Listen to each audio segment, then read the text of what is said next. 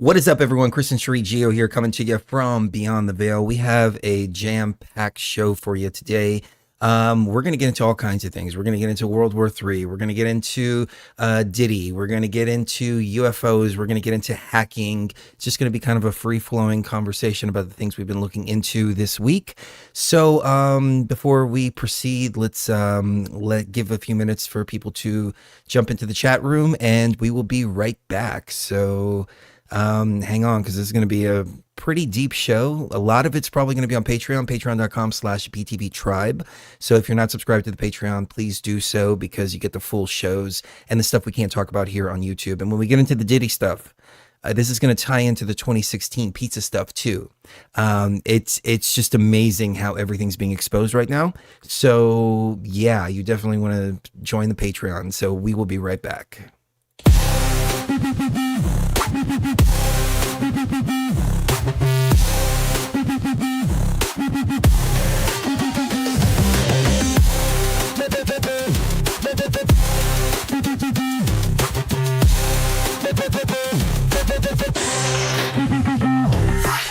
The city hums, neon lights, shadows stretch and creep. My heart beats with these streets that never sleep. Broken glass underfoot because the path is sharp. Gotta find a single spark before it all goes dark. Flames falling from the echoes of the skies above. Walking through the wreckage of a world once loved.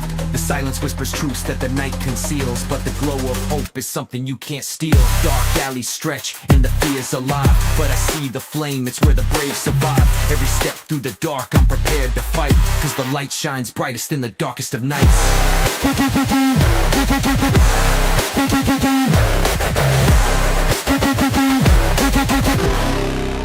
The city screams, but I rise through the smoke and the strife. Every breath that I take carves a path through the night. When the shadows close in, I ignite my light.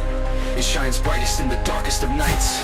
The wires hum and the circuits spark veins of the grid. A future built on silence, but the kids resist. Digital echoes scream, the resistance grows. We're the fire in the frost, where the cold wind blows. Fragments of the past in the cracks of stone. We're rebuilding from the rubble where the seeds are sown. A melody of defiance rings loud and clear. It's the anthem of the brave cutting through the fear.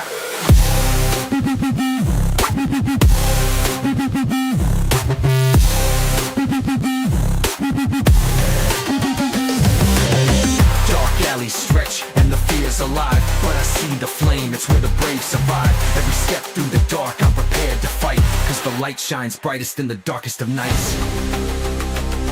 Cause the light shines brightest in the darkest of nights.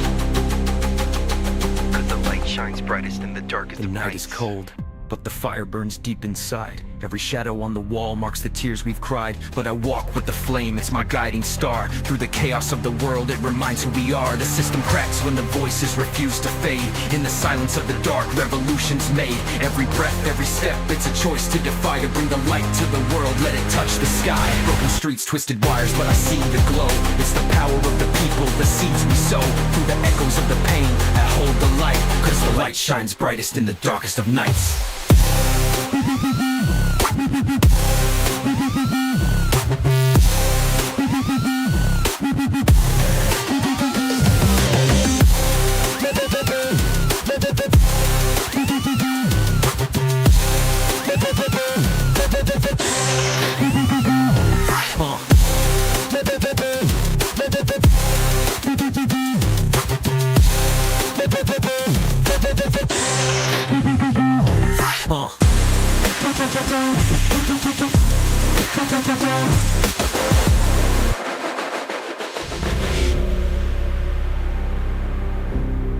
All right, we have some crazy things going on right now. Like, it's nuts. Oh, I like this last part here.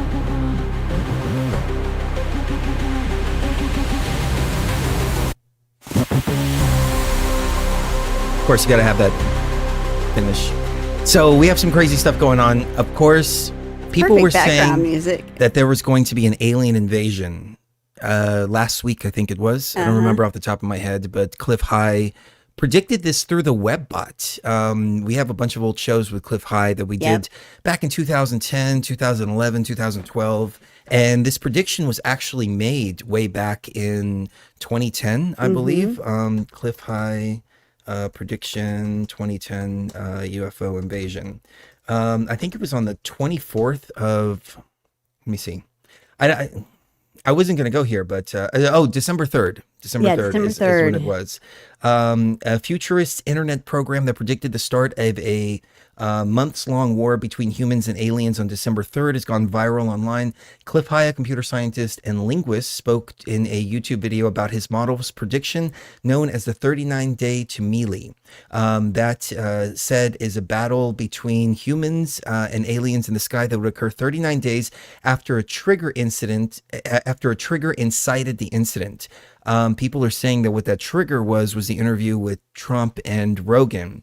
I'm skimming through this article here because okay. So anyway, so I'll just tell you off the top of my head. The WebBot was a program that would scan the internet and come up with predictions based on kind of the general consensus out there, kind of like tapping into the collective consciousness, which is interesting to see an individual doing this. And Cliff High was just a regular guy. Way back then, I mean, you know, Cliff High, he's very educated, but I remember we had a pretty hard time getting him on the show because of his day job.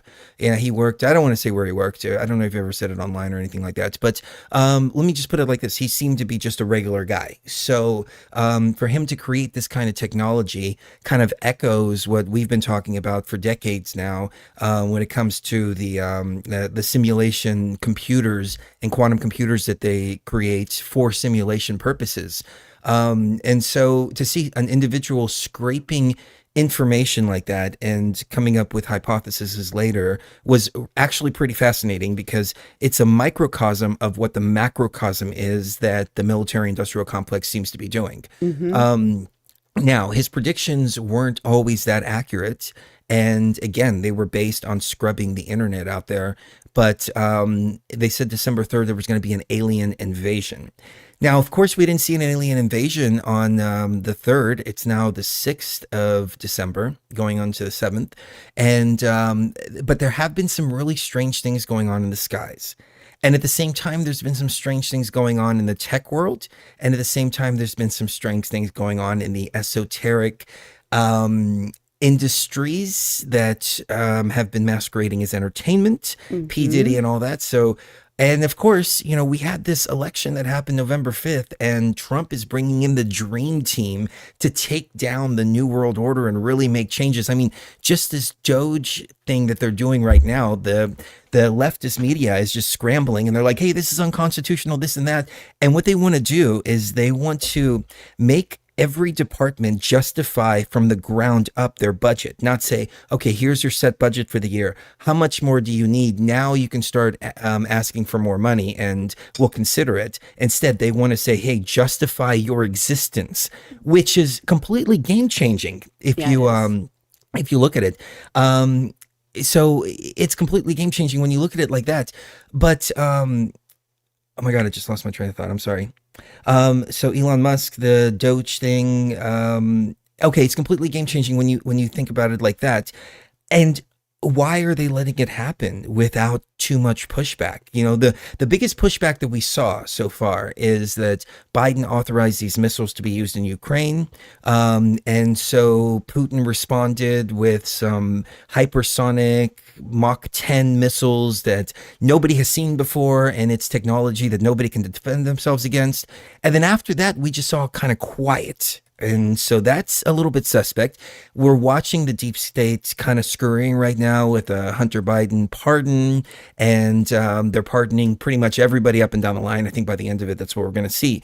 But it still was too easy. It was way too easy for me to go, okay, this is a victory. This is a win. It's one of the old tactics of make your opponent think that they've won, and then you really have that ace up the sleeve that you're going to play later. Right. And we're all looking around and saying, what is the ace up the sleeve? Or maybe things are just going to move in a positive direction and we've won. I just don't see them going so quietly into the night the way that they have been playing. So could be blue beam. could be World War III, could be a combination of things. Now, the interesting thing that happened is, I'm sure many of you know, December 3rd, they started to see these mass UFO sightings or drone sightings. Nobody's calling them UFOs, even though it technically meets the definition unidentified flying object out there. But we've got these drone sightings here. And when you turn on and play the audio, you can hear that it's got a propulsion system that's definitely of this world. Earth-made. It's very loud. It's not like a low frequency hum or even no sound at all or anything like that. Although there was 1 or 2 reports of people following these things and then their clocks reset and then their clocks start working again once they get out of the vicinity, which is kind of in line with some old UFO stories that we've heard about, and a lot of different weird distortions and things like that with electronic interference. But considering that these objects can be anything from our own military to extraterrestrials, which again I don't think it is, but it could be our military, it could be the deep state planning something out, and so they're taking readings of what's going on, where people are moving, movement, things like that. That could be it. They're flying over a lot of military bases. It could be Russia. It could be China. Even though the local police department and even the FBI aren't really saying anything about it, and they're saying, well, there's no threat to people, but we don't know what they are. Well, how the hell do you know there's no threat if you don't know what they are? That's the big question that I'm asking myself. So is it a cover story because they truly don't know what the hell it is? Is it a cover story because they know what the hell it is? And how many instances of this are going on right now? Is it just in New Jersey? Because that's what's being reported all over the place, just in New Jersey. But is it happening in other places as well? And if so, why is that not being covered? Yeah, absolutely. And it kind of raises the question too of what if I were going to do Blue Beam, I would think that they would use something other than drones. However, aren't drones what Russia's using for their drones? Is what Russia and Ukraine are using drones. Hypersonic missiles. Yeah, that's what war is basically now. I mean, you have very few people going onto the front lines, and nowadays it's just kids with Xbox controllers playing a video game and killing people in the process. It's sad. It's sick. It's been going on since the early 2000s. They use Xbox controllers specifically Xbox controllers, because Call of Duty, from what I remember, and correct me if I'm wrong here, please, in the chat, but that's a game developed by the U.S. military. Yeah. To basically recruit people. And you got all these kids playing these video games, and then they just switch over to the military, and they're like, "Oh, this is just like playing video games at home." I believe it. Didn't you know somebody that knew about war games basically using Hollywood as a staging ground for playing war games and stuff like that? Who was that? The kid from the Goonies. I think it was somebody that you used to know was in the Hollywood scene, and they said, no, he was in a movie called Toy Soldiers. Toy Soldiers, that's right. And he played in Adventures in Babysitting and a few others. I probably shouldn't have said that much because people can figure out who he is. Yeah. But it's okay. He said I could talk about what he told me. He just can't come out and talk about it because he's part of the Actors Guild, and they're not allowed to speak, without their expressed consent. But when they did the movie Toy Soldiers, which is an obscure movie that it's really hard to find these days. And it was a movie that I really liked as a kid. I remember I had it on VHS. I recorded it off of cable. But it's about this terrorist organization that goes into a college and takes over the college, and they're demanding the release of some of their hostages or some of their criminal organization that have been arrested or something like that. And they came in and they said, we need some tanks and we need this and that for the movie. And the U.S. military was like, sure, we'll be more than happy to. All we want to do is just rewrite the script a little bit. And I suspect the same thing happened with Back to the Future. Because in Back to the Future, remember the Libyans were the ones that gave them the plutonium? I remember that. At the time, we had the situation with Libya and Ronald Reagan. Yeah. So, the U.S. military is deep into Hollywood, which kind of segues into what we're going to talk about later. and it's deep into the entertainment industry. Oh, even some of the It's alternative literally media. all propaganda, Yeah. mind control. And we've been saying this forever, and I wanted to give people the benefit of the doubt. I really did. Oh yeah, people were pointing us to these what's on the screen here, which is the demolition of the Tropicana that happened last month. Looks familiar, doesn't it? Yeah. Well, these If drones you were there here. in 2001. Yeah, these drones, I have some videos here floating around somewhere. When we were at EDC, they were sending these drones up and making like big owls and different things in the Yeah, screen. which So is cool. this technology here, I don't know what happened there, but yeah, this technology here is something that's kind of cool, you know, that you can use. But they seem to be different because those drones were pretty silent. Yeah. Yeah, exactly. And what we're seeing now seems to be What we're seeing now looks like it's straight out of freaking Terminator. yeah. It looks like those patrol drones that are like right out of Terminator. Yeah, I agree. I that's what I'm concerned about. And with everything that's going on in the world right now, it's either a huge distraction or it's part of something bigger. I'm not entirely sure which. It's, pick your poison, so to speak. Because on the one hand, if it's one thing, then we have to choose. We have to be extremely discerning right now when it comes to UAPs, drones, and everything going on in the political structure and in the entertainment structure. And when you hear about, these people that are involved in these, Diddy parties and stuff like that, you have to look at the source. You have to really keep an open mind as to the nature of these kinds of claims, is that, people that may not be involved, but who were with people that were involved, are now being dragged into it as if they themselves were involved, when a lot of things happen in that whole Southern California scene that are just, it's really despicable what's happened. Well, okay, so people are asking questions about how these drones work. Okay, so at least this is what I saw at EDC. And I was backstage. I have footage from being like backstage where all this was happening. And so we were like right in the back, Tiesto was on and all that. Yeah. So these are actually individual drones themselves, every one of these lights. And the way they make them spin is they just have the drones just literally move around the sky. And so they can project 3D images and stuff like that in the sky. Really cool. And these are each individual light. So people are saying they didn't see the drones, at least in the context, I think, of what we're looking at now. It could be wrong. I could be wrong about that. But no, these are the drones. These each one of those lights is a single drone, and it makes up whatever it is that you want to make up in the sky. Okay, so do you want to hear my latest theory, though, on what the drones might be about that they're seeing now? In New Jersey. Yeah, the ones in New Jersey. Yeah. Hold on real quick, just to point it out. You see that Tropicana? The way they flip it around 360 degrees is each one of those is a drone. Yeah, and they all move in Each synchronous. light. And they all move in synchronous order to make it flip Yeah. around. That's really, it's a programmed routine. Yeah, they've been doing Yeah. this at music festivals for a couple years now. Yeah, exactly. So that's nothing concerning. That And you see being how all said, these though- drones, they turn into different lights? yeah, Yeah, you have other drones up there too that you don't see in the sky. And then they turn the lights on and they turn the lights off in the other one. Yeah. So they're all technically there, but they're all being controlled by a computer. Mm-hmm. So they've already pre-programmed the flight paths and everything like that. And Right. Yeah. exactly. So what,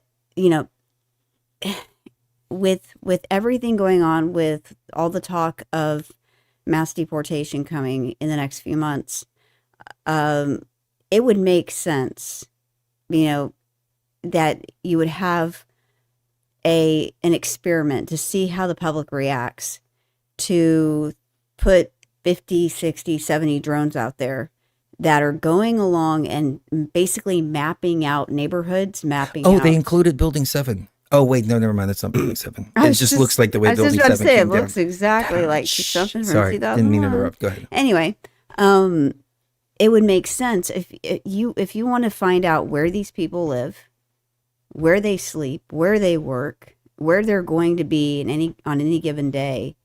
It would make a lot of sense that you would put drones out in the weeks before to surveil the area, map out where everybody lives, where they sleep, where they work, who they're friends with. I mean, like, and all this can be done with a combination of drones and AI tech, reading people's faces and stuff like that.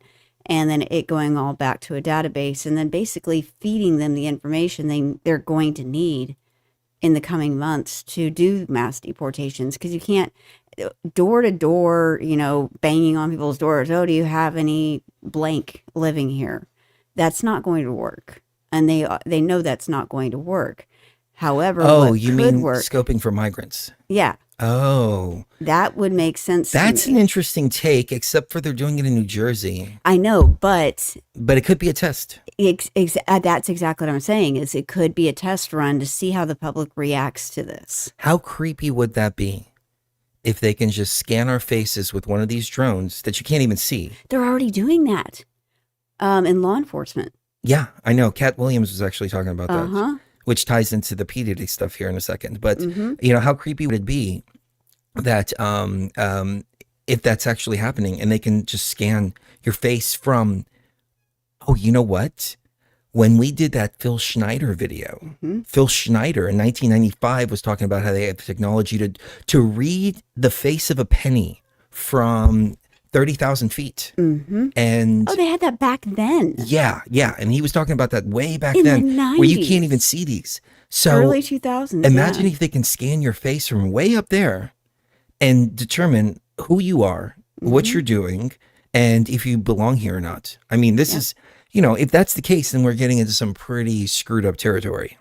Okay. So some people are saying they're not drones snap out of it. No, there's a difference between a UAP. Well, if they're not drones, who's flying them? Yeah, who's flying them? I don't think there's anybody inside of these objects. No, they're too, some of them are bigger, but a lot just, it could also be that they're finally releasing all the recovered crash tech that they have recovered over the years, and they're just they could be manned ships, but who's manning them?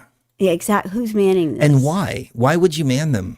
Some of them are as big as a bus. Okay, it's much more efficient. It's much more efficient to have drone technology. Yeah, it really is, and it also it's a lot safer for the pilots to not be inside of them. So yeah. I don't see why you would need a pilot through tech reveal. Exactly, that's what I think. Either it's that it's surveillance, or it's tech being released a spoonful at a time, so that we don't vomit it all up, because people can't handle everything that's been going on. I've determined almost, even for myself, that most people wouldn't be able to handle 90% of this information. In the middle of a nuclear war, let's just say from any level at all, period. If you're another country, if you're U.S. military, if you're aliens, it doesn't matter what it is. Why would you send manned ships? And exactly. And not only that, I just realized something. These drones are literally like trying to go right over both one of the Trump properties that just happens to be pretty close to a military base as well. So just putting it out there, if this is a bunch of just drone enthusiasts from all these different countries, what countries are we talking about? If we're talking about China or, countries like that, that makes it even more of an imperative to figure out what these things are and what their purpose is, and shoot them down if necessary. If I were somebody from the military, that's what I'd be saying. Because they're coming way too close to military bases and stuff. Yeah, and somebody raised a good point. The tech that we see or the tech that they use is 50 to 100 years ahead of what we actually see. That we see. Yeah. Exactly. But these are not the same drones that they're using to make the light shows with. That's what I was kind of getting at here. These are way bigger. Yeah, these are a lot bigger. Yeah. They have lighting systems. Okay, so maybe the only thing that makes me go, maybe they are manned, is the fact that they do have the right light patterns. Like they have for what an airplane needs when it's flying. Like it's got the flashing lights in the front and the back and all that. And those are specifically, and I don't know the order of them, but I remember from when we had a boat, we had to have the same kind of lights on our boat. It's red lights flashing in one area, and then I think it was the white light in the back, and that tells other boats, because you can't see them in the dark. It tells other boats which direction you're facing, which direction you're going, and all that, depending on the way that the boats Right. are. And so we have the same for That way they don't run into each other. yeah, we have the same thing for air regulations. So these are definitely flying in accordance with air regulations, which maybe that leads me back to the idea that they're U.S. military.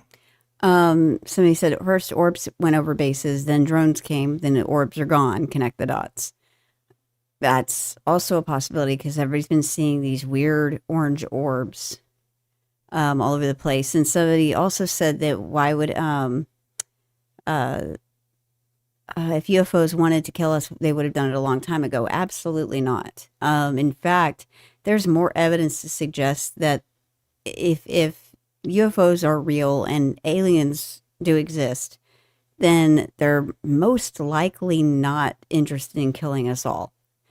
That they're much less of a threat than something we've created in the last few years that has the capability of actually killing us en masse, and that's AI.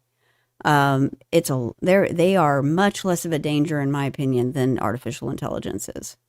And they could be here because of artificial intelligence. I mean, did you ever think of that? Like, they could be here because our saber rattling regarding nukes, plus our building an artificial intelligence that's speedily, I mean, in my opinion, it's speedily heading towards artificial super powered, like super intelligence.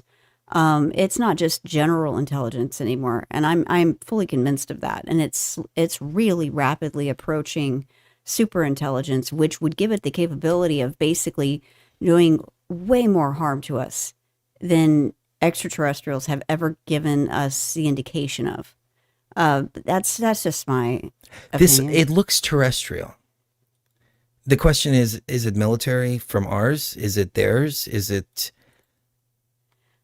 some kind of high-tech thing that we haven't seen where it's scanning faces and doing things like that? That's the question. Is it preparing for something, is it a pretext to blue beam?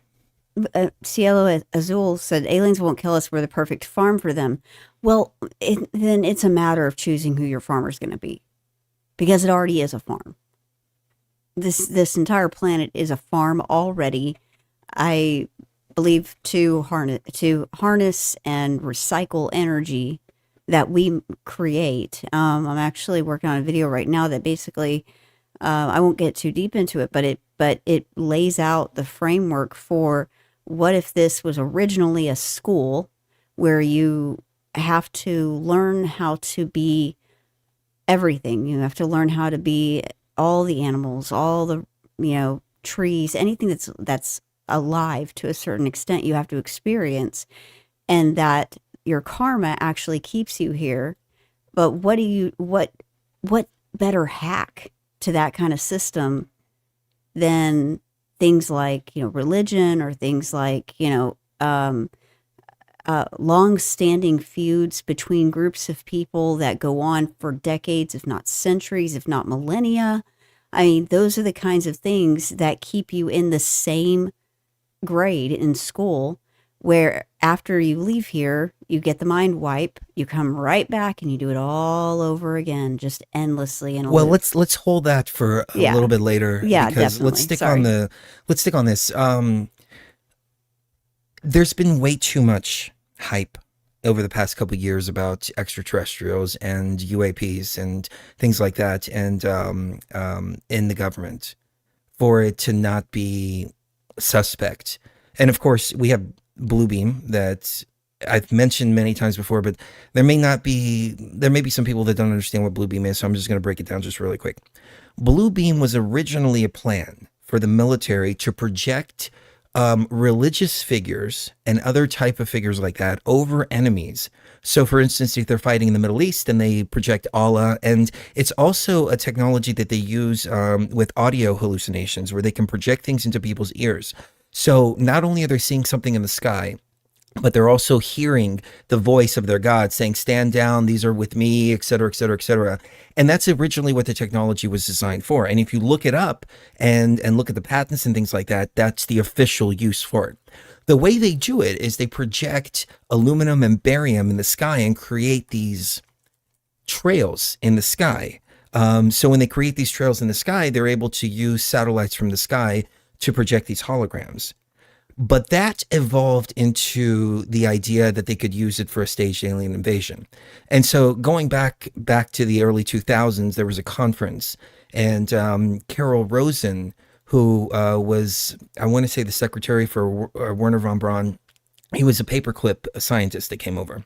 And he said, look, Carol, he said, according to her, I don't have any verification on this, but we've had Carol on many times before, and she's confirmed this several times on the show. So she said, look, first it's going to be the Russians, then it's going to be people in caves, and it's going to be terrorists, and then it's going to be objects coming from the sky, and then the final card is a staged alien invasion. And it's all BS, and it's all for the purpose of weaponizing space. That was the conclusion that she drew. And there's a famous conference out there where you can find this. I don't know about the conclusion, quote unquote, weaponizing space, but that's what the big fuss was back in the early 2000s. I mean, going into like 2015, it was all about space-based weapons. And I think it started when Reagan did the Star Wars program to try to weaponize space. So that's where that line of thought comes from. And the technology is actually there to do it. So people are gearing up and asking themselves, is this what's happening now? Because what do? You do predictive programming. Mm-hmm. First, you put out a bunch of movies about something happening, and then you start doing congressional hearings, and then you do this and that, et cetera, et cetera. And at any point, they can flip the switch and say, oh, we're being invaded by aliens. Everything stop. We need to go to our contingency programs with the government. Yep. I can see that. Yeah. And at the same time, there's so many other things happening right now. You have the Diddy situation that's happening, where everything is being exposed, like literally everything. And it's going back to the pizza related stuff. You have the election that went through with no problems at all. So how do we connect all these puzzle pieces? What do you think? I think if you add everything up together, it does look like, and it may not even be two factions, but it looks like two factions on Earth have been battling for control of humanity for a long time, for decades, if not the last 100 years or so. And it's been a back and forth, with each upping their technology, their knowledge of the future in any way that they can. And that now it's coming to a head. It's coming to an apogee. Where it's too late to tell people, oh, UFOs are stupid, they don't exist. It's too late to tell people, oh, we're decades away from a robot that could, do humans harm and all that. No, we're here. We are here. This is where we are. And so the faction that doesn't want the best for humanity and simply wants to run it like a giant farm for harvesting energy is going to do everything they can to get us suspicious of each other, suspicious of everyone but them, basically, and to cling to them as the saviors of humanity, and to cling to them as the authority on what's real and what's not.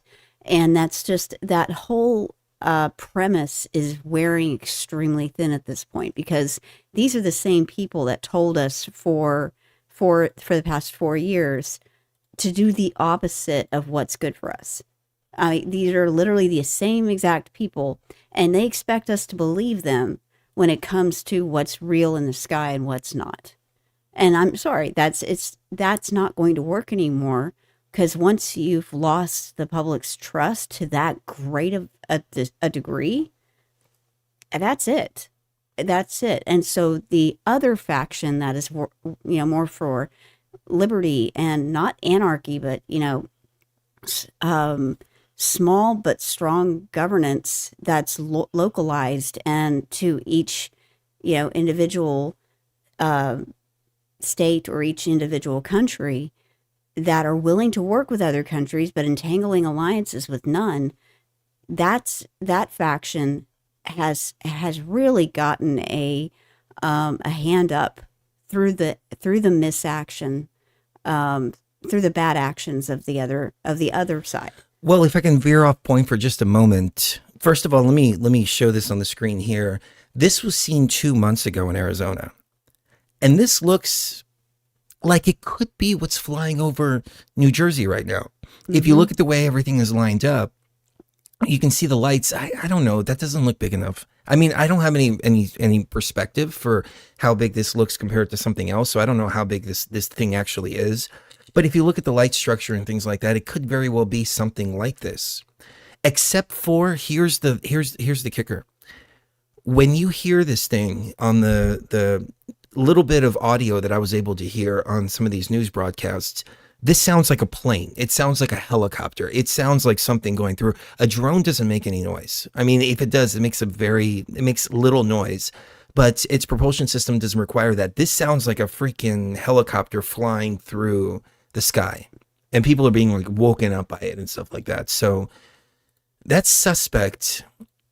And it's suspect that they're saying there's no threat to humanity. There's no threat to the people. Which, there could be. It could not be. I don't know. Be. How do they know that? But they're also saying they don't know.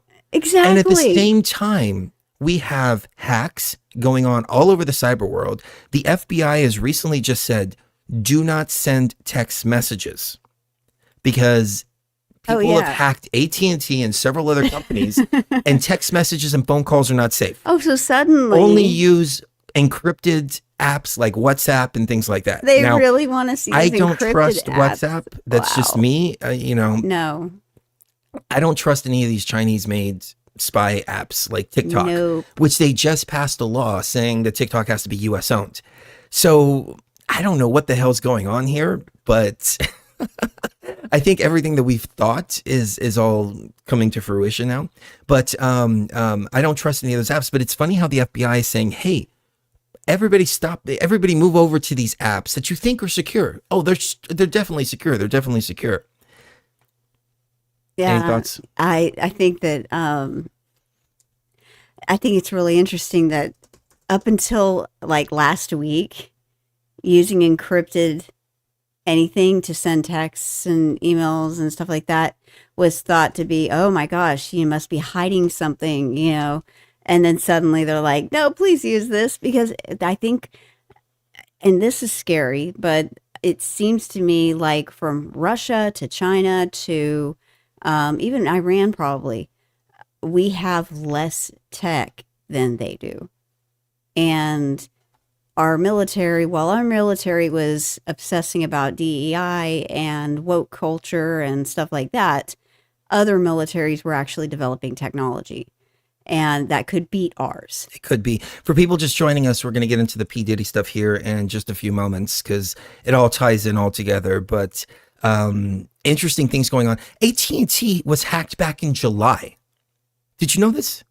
They were hacked in July and they're hacked again now. And the White House is coming out and saying, hey, these are hacked and it's by Chinese hackers. Chinese hackers breached at least 8 U.S. telecommunications providers in their quest to spy on top U.S. political figures as part of a hacking campaign that has affected dozens of countries worldwide. A White House official spokesperson said Wednesday, a couple days ago.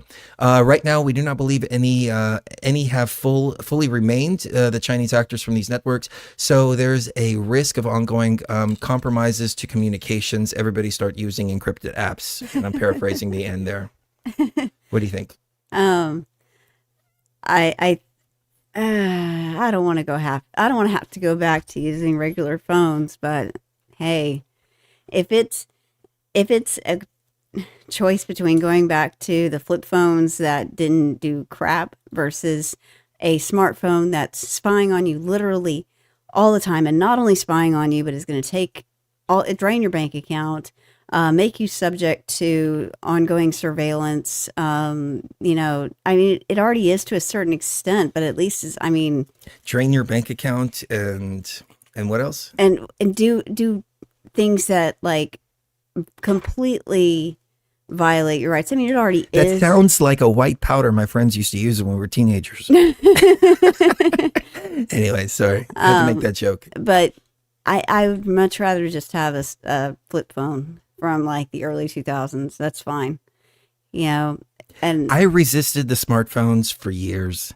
And then about 2011, I was like, screw it, I'm just going to get a smartphone. I was carrying around my laptop and I was hooking up my smartphone to my laptop to use the internet. And I'm like, oh, wait, I can just get a smartphone to do this. But smartphone for dumb people.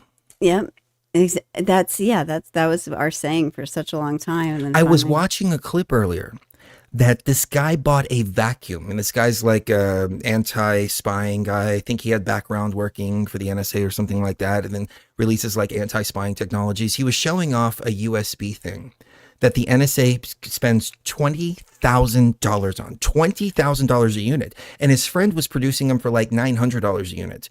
And it looks exactly like a charging cable, and you plug it in and you can replace somebody's charging cable. You can have somebody's, when they say, oh, do you have a charger? Oh yeah, sure. Of course I have a charger. And immediately when it hooks in, it can start executing programs on the smartphone, and it can send either keystrokes, or it can send pre-made programs, or give you unlimited access and all kinds of stuff like that. So the same guy was talking about how this has been going on forever, and how he bought a vacuum cleaner, a smart vacuum cleaner that was sending stuff back to China, to Chinese servers. We're talking about smart appliances here, sending stuff back to Chinese servers. No conspiracy. No, nothing like that. This is fact. And even the company's like, yeah, it sends it back to our servers. Why?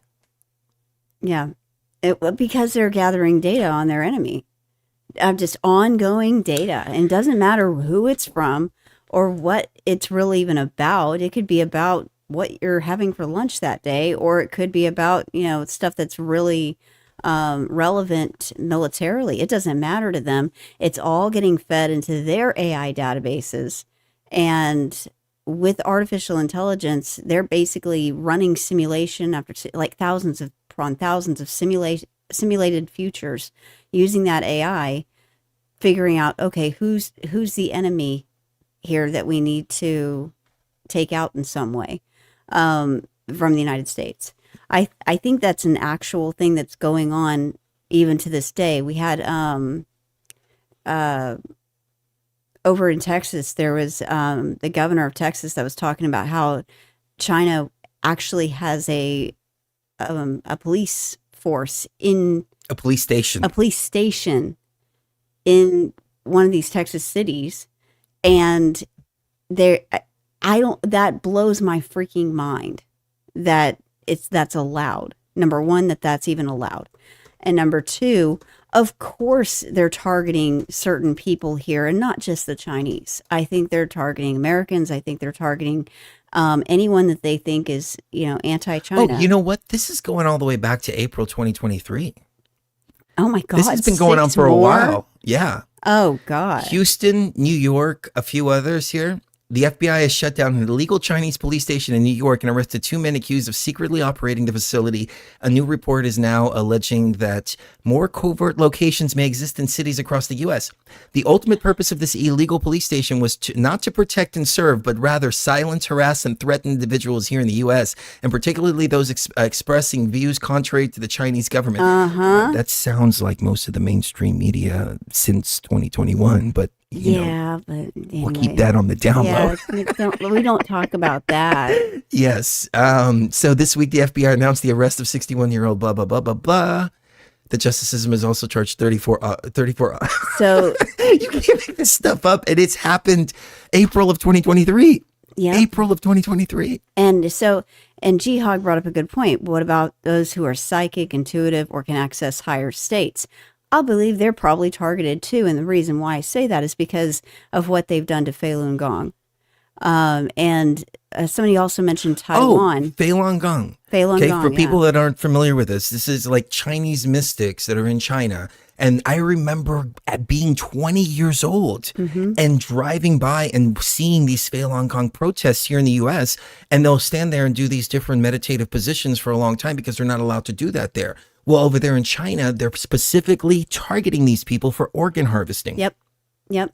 And Again, no conspiracy. that's not a conspiracy. That has been proven. I mean, it is a conspiracy, but it's not, conspiracy it's not on what their they call part, conspiracy but it's not theory. a conspiracy theory at all. It is not a theory. It is a fact. And there have been lots and lots of hearings about this lately. And apparently Taiwan is in trouble because the Taiwanese government, not the people living in Taiwan, but the government itself released a documentary about illegal organ harvesting of prisoners in China. That's why China's going after Taiwan, because that is a huge, huge industry right now, is organ harvesting. And apparently, out of, I think they've lost 80,000 kids or something like that, coming through the southern border. What do you think they're using those kids for? Come on, let's think about it for a second. Make sure you call the producer and let him know that the Netflix tape is coming out. Mm-hmm. Get all the pizza boxes and recycle the all plastic, the way that we told you the to. way that we talked about. Yep. A quote from P. Diddy. Yeah. A quote from P. Diddy that was on a phone call, supposedly leaked by the warden. Now, that doesn't sound right to me. No, it doesn't. Something's going on with that, but that's neither here nor there. We'll get into that here in just a moment. We'll get into so that. Go on, please. Yeah. So that is a huge, huge deal in China right now, is that their organ harvesting operation makes up a huge bulk of their overall GDP. And the way that they get away with it is by basically imprisoning people. And then because by virtue of the fact that you're a prisoner, you're already put on the list. We've already, unfortunately, and I just found this out right before the show, I found evidence that they're trying to impose this in the U.S. as well on prisoners in the U.S. and making them automatic organ donors in the case of their death. And you have to actually opt out of that when you're imprisoned.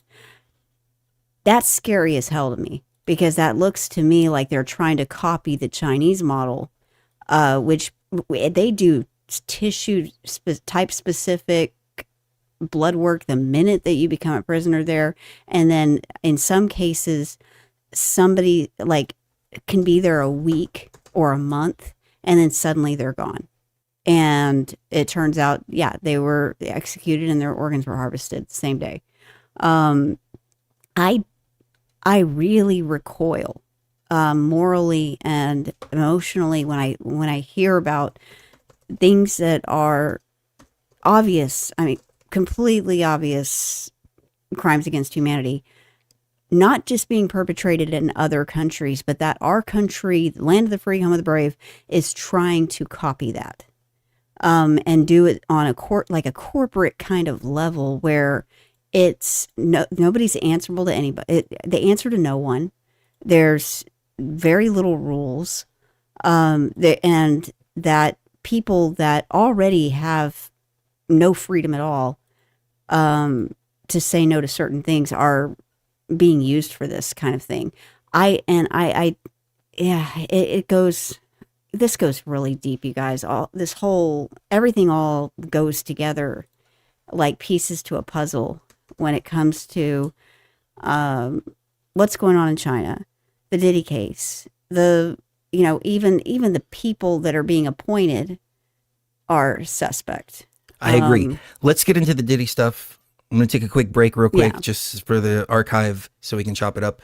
We will be right back. Let's break it down. Let's talk about the esoteric stuff.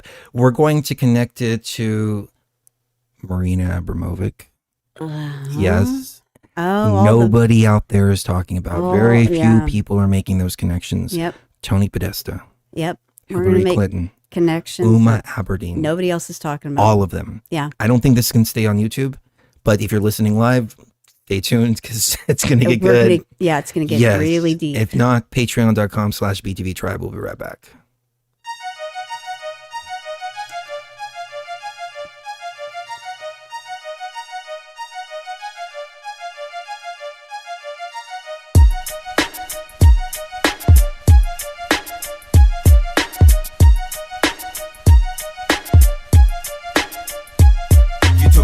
mark of the devil just so you can eat and breathe. Bow down at their feet, surrendered liberty, tyranny and terror, corrupted dictators, posing as your leaders while they poison every leader, pumping fluoride in the water while they rape Iraqi daughters, thumbing down the public fashion magazines and fodder. Now they slaughter weaker nations, faulty explanations, selling fear to the mass, terror level elevation. Revelations is unfolding right before your eyes. Wake up in a FEMA camp, drugged and hypnotized. Fourth Reich's taking over, but you're all about your blink. I bet by this point you haven't heard a damn thing. It's destruction by design, prophesizing every scripture. Take a big step back, see the whole picture. A distraction of the mind to keep you living in a bubble.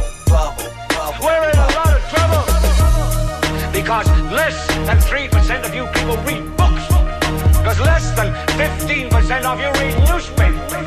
And when the 12th largest company in the world controls the most awesome goddamn propaganda force in the whole godless world, who knows what shit will be paid over So now it's problem, action, reaction, solution. It's time to wake up to the formula they're using. State-sponsored terror to burn our constitution. Weapons of mass deception of the media delusions. Using double speak to keep you following like sheep. CNN and Fox News to keep the populace asleep. Don't look, don't question as we fall into depression. The dollar's worth a nickel, but we're ruled by our possession. I mentioned that those towers fell in less than an hour.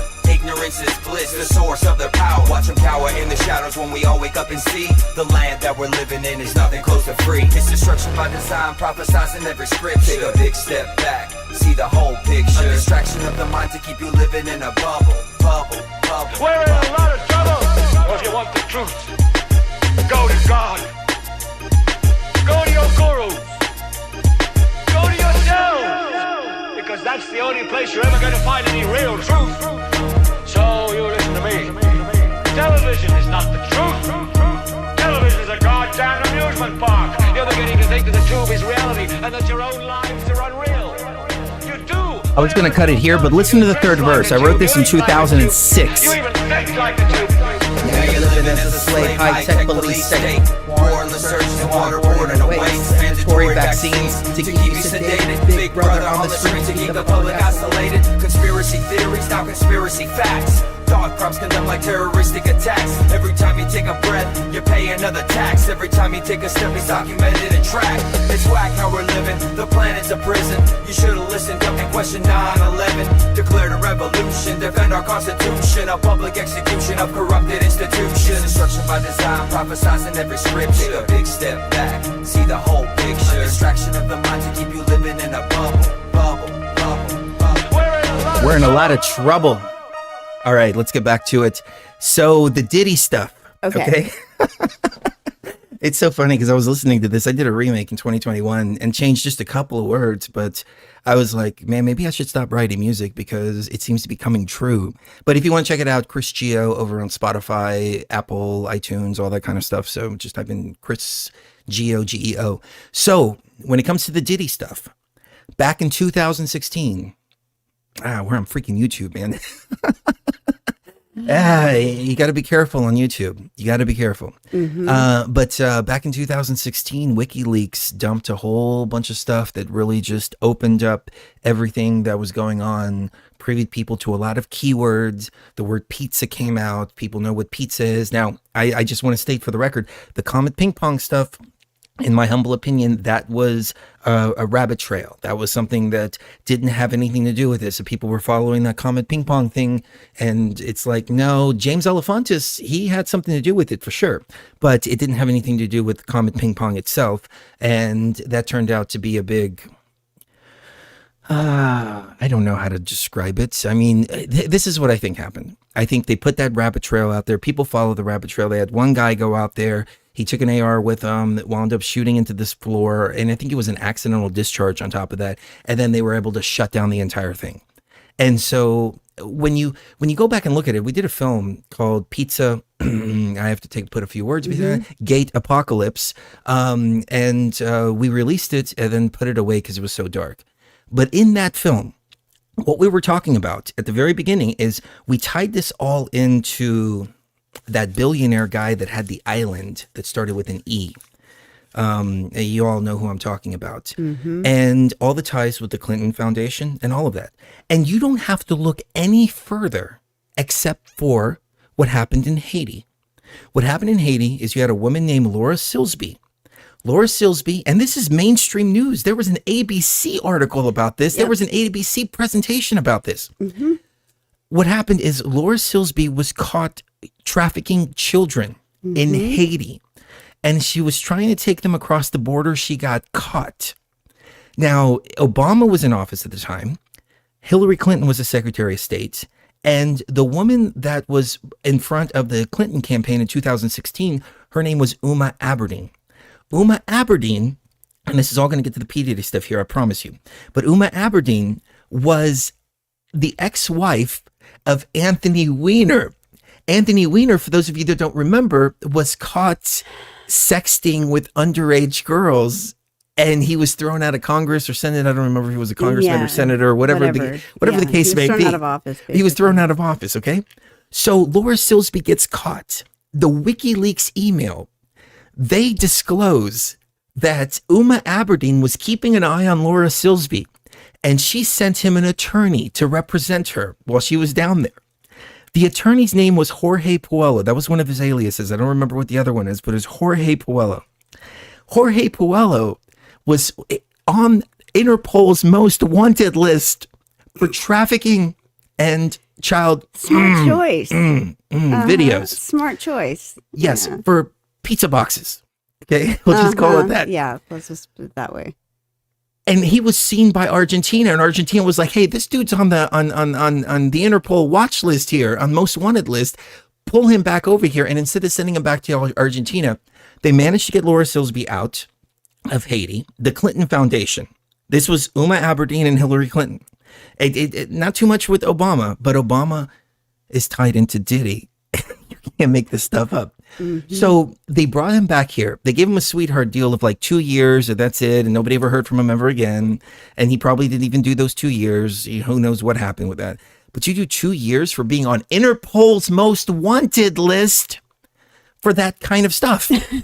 The stuff that she was accused of. So she's convicted, right? She's convicted by the Haitian government for trying to take these children across the border.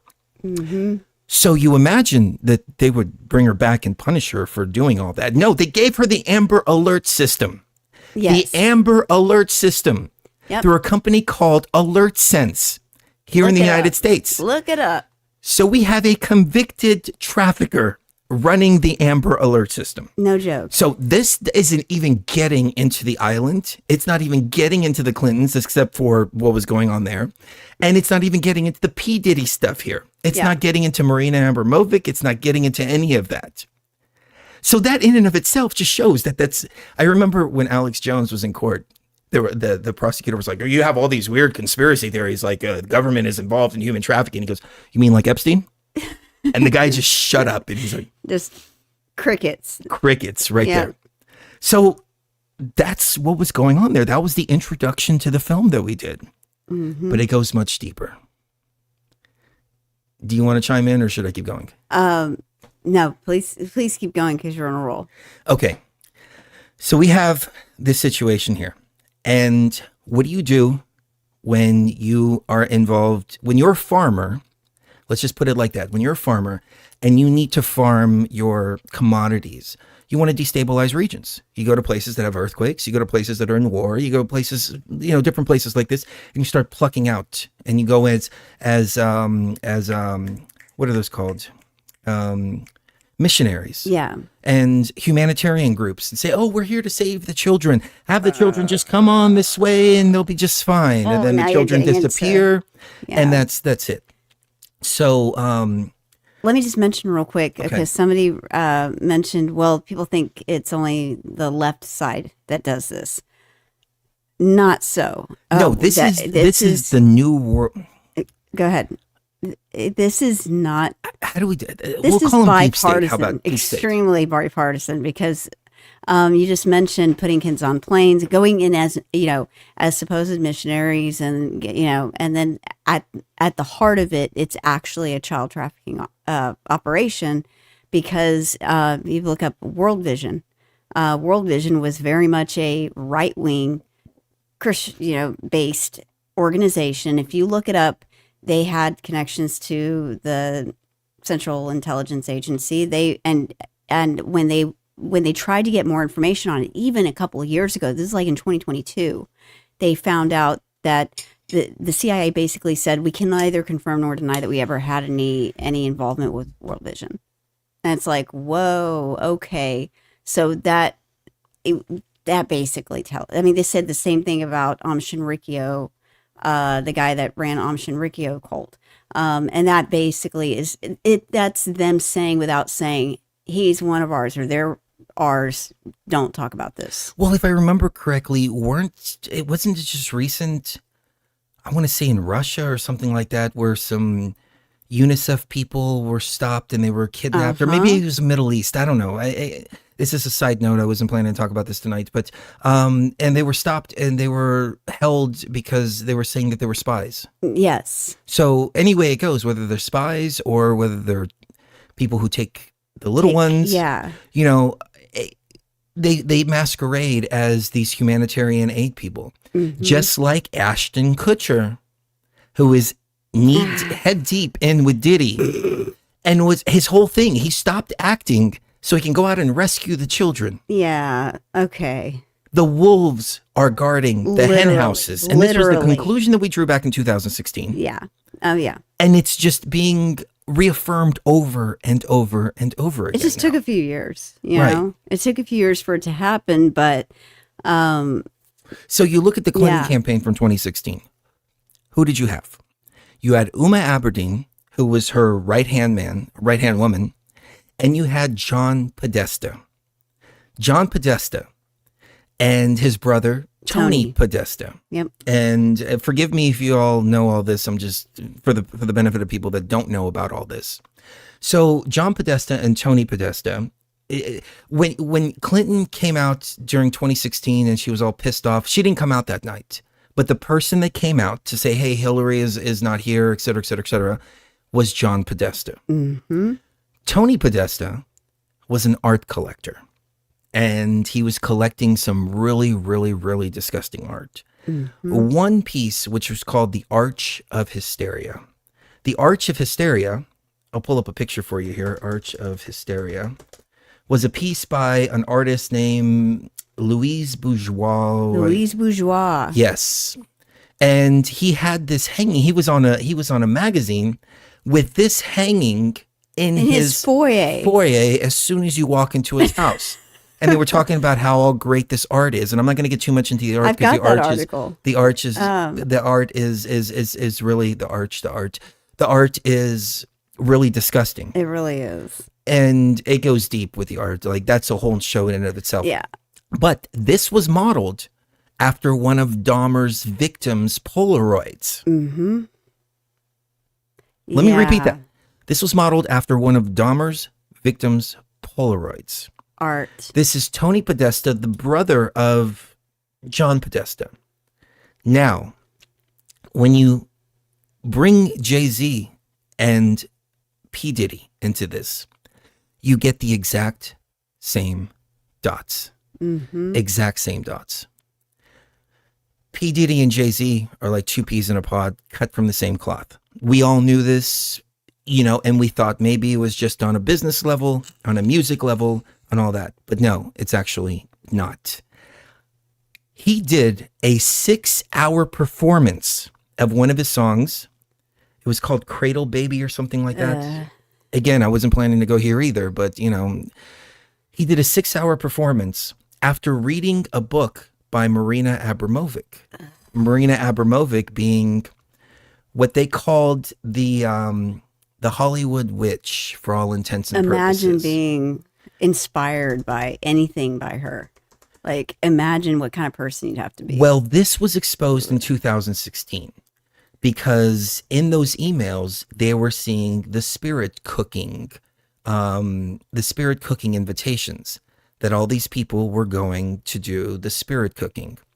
And spirit cooking is basically taking a bunch of bodily fluids from young people. There's a video out there circulating where they're taking pig's blood and they're throwing it onto an effigy of a little person. Mm-hmm. And it's a ritual that they perform in. And when they asked her during an interview, is this art or is this ritual? And she said, it depends on the context.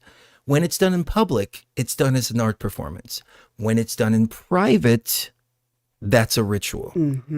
So they were inviting John Podesta and Tony Podesta to do spirit cooking, and Uma Aberdeen, Hillary Clinton, all that. They were all implicated in all of this in 2016, and then everybody shut it all down. Google, everybody shut it all down. Yep. However, in 2018, a lot of people don't know this, and this is where I'm getting at. So sorry for the big intro here, but where I'm getting at this is that Jay-Z was going back and forth with Marina Abramovic, inviting Jay-Z to spirit cooking dinners and Beyonce to spirit cooking dinners, Jennifer Lopez to spirit cooking dinners. It's all about the all ritual. the people that we saw backing Kamala Harris. They were all there, invited to the spirit cooking dinners in private, not in public performance, but in private. So Jay-Z does a 6 hour,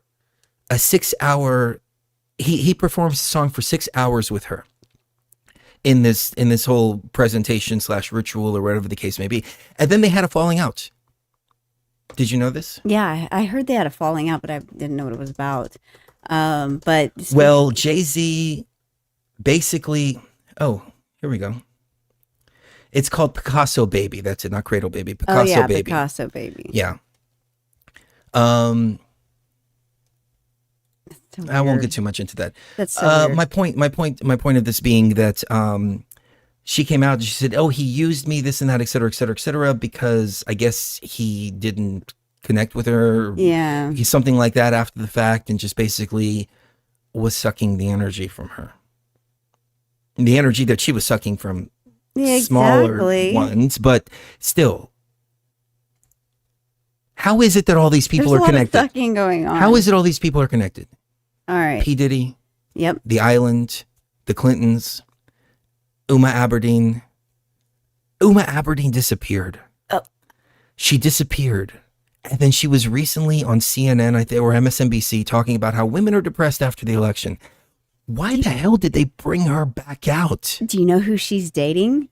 Oh, I can only imagine. Alexander Soros.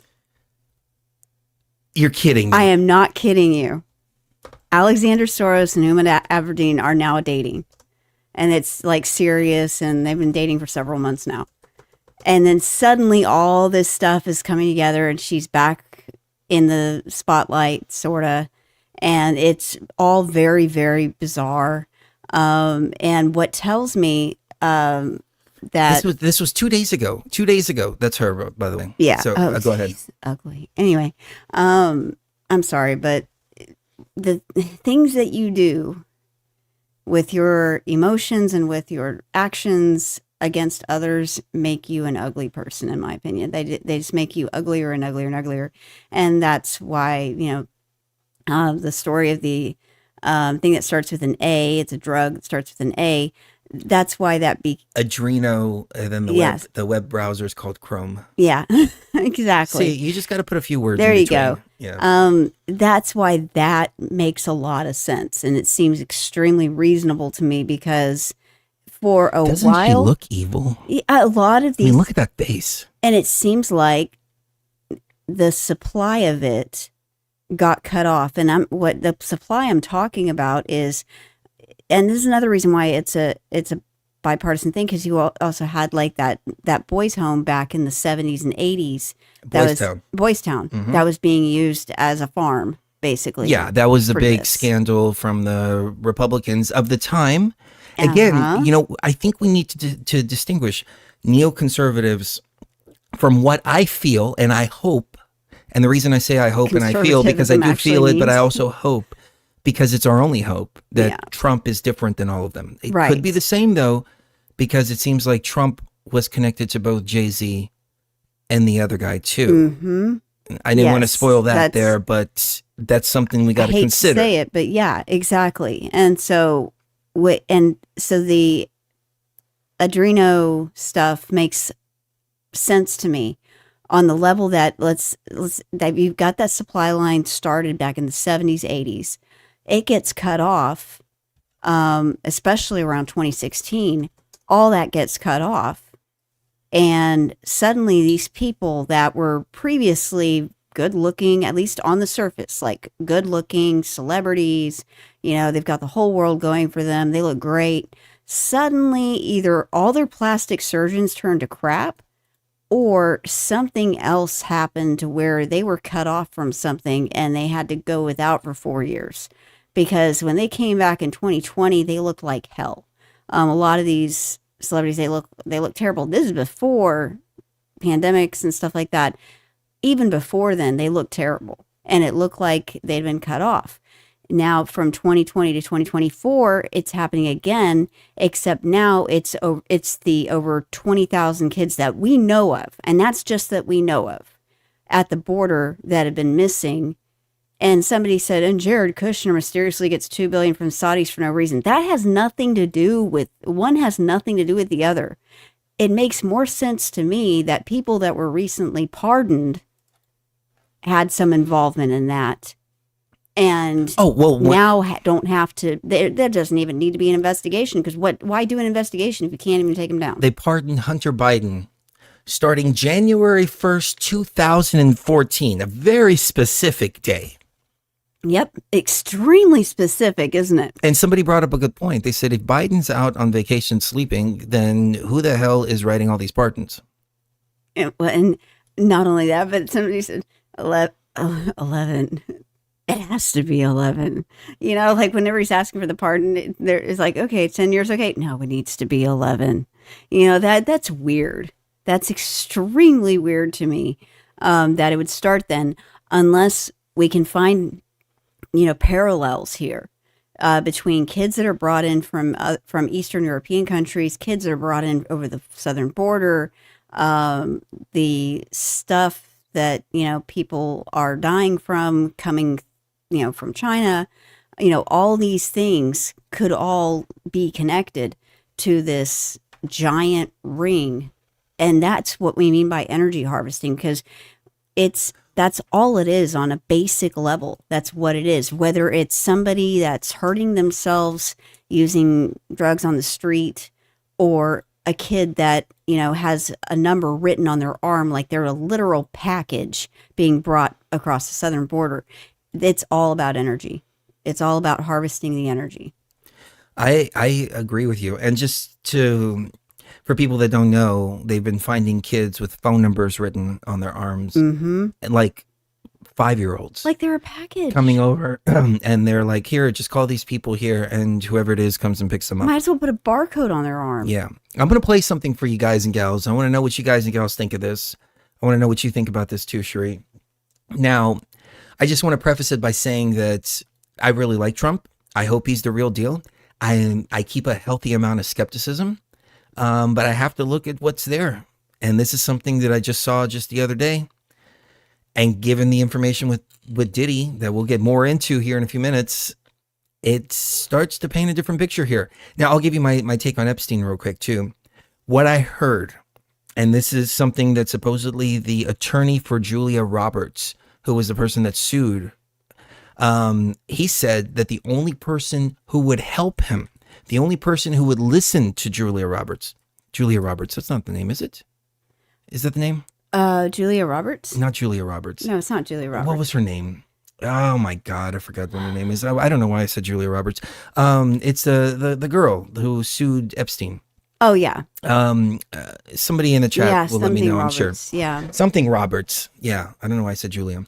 So supposedly that he was the only person that was willing to look into Epstein. That's what was going around in 2016, 2018. And that seems to be coming from the attorney that represented the Roberts girl, whatever her name was. Then this pops up just the other day on my radar. Virginia Roberts. Thank you, Jihad. Thank you, Jihad. Thank you. Okay. Working for Diddy for 6 years trained me to have to be perfect. Working for Diddy? Absolutely. I love Diddy. You know, he's a good friend of mine. He's a good guy. He expects. Is he a good guy? I don't want to answer that Oh, question. wow. I I think he's a good guy. I'm going to stick up for him. Working for Diddy for 6 years trained me to have to be perfect. Working for Diddy? Absolutely. I love Diddy. You know, he's a good friend of mine. He's a good guy. He expects. Is he a good guy? I don't want to answer that Oh, question. wow. I think he's a good guy. I'm going to stick up Okay, so this can be taken in two different ways, and I want to know your opinion. First way, of course, is you don't really know too much. And Trump is the kind of guy, he always says nice things about everybody. Mm-hmm. Don't burn bridges unless you have to. Right. Yeah. And there's a picture floating around that supposedly Trump at one of Diddy's parties, but that's not the case. It was actually Diddy down over in Florida at a mutual party they were in around Mar-a-Lago. And they're sitting with Melania and all that. So that picture's been debunked because we found the source of where that picture came from. But what do you make about this? I think this could have been taken a long time ago. And from what I understand, the only people invited to these parties are young, extremely good looking, on the up and up, and don't already have their fortunes made. No. You have A-list celebrities. I know, but supposedly the A-list celebrities leave early. I was just about to mention that. Not only, okay, number one, he doesn't seem like the type to go simply because like he's old. You know, the Diddy parties were, you know, young, attractive.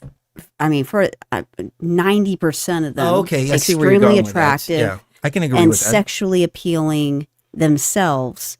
And the other A-list celebrities and people that are, you know, that have tons of money and don't need to go up any further. They're already at their peak, like Trump, would be the kind that leaves before all the really crazy shit goes down. I could agree with that. I don't want to say I can agree with that. Let me just say that's very plausible. It's a very plausible reason. And he doesn't smoke, drink, or do drugs. Right. I saw that in the chat. Yeah, that's another thing to point out. Yeah. If you're the kind that can't be blackmailed because you don't drink, you don't do drugs, it wouldn't be believable to anyone if, you know, the same thing that happened to certain people that we'll bring up later, that are saying that, you know, Diddy drugged them and stuff. That wouldn't happen to Trump because he wouldn't be drinking. Does that make sense? Yeah. He wouldn't partake. So he's that. really anti-alcohol and anti anything else. Even the cannabis. I think he's starting to come around on the cannabis a little bit, but that's the one thing that's got me. Somebody going, also pointed out, Patriot Girl, thank you. Diddy hates Trump. And Trump. Oh, did they have a falling out? And Trump with pics with Diddy are old. Oh yeah, remember he's like it's 2020. You know, it ain't 2016 no more. There is a video of him and Jay-Z, and it was hard for me to find it, but I found it about 6 months ago or something like that. They're sitting around and they're toasting each other, and they're like, look, it's not like it's 2016 anymore. It's 2020 now. You know, things are going to be completely different. He doesn't specifically mention Trump. Mm-hmm. But I think it's worth mentioning the guy that did the interrogation. Oh yeah, let's start with that because that's where it kind of.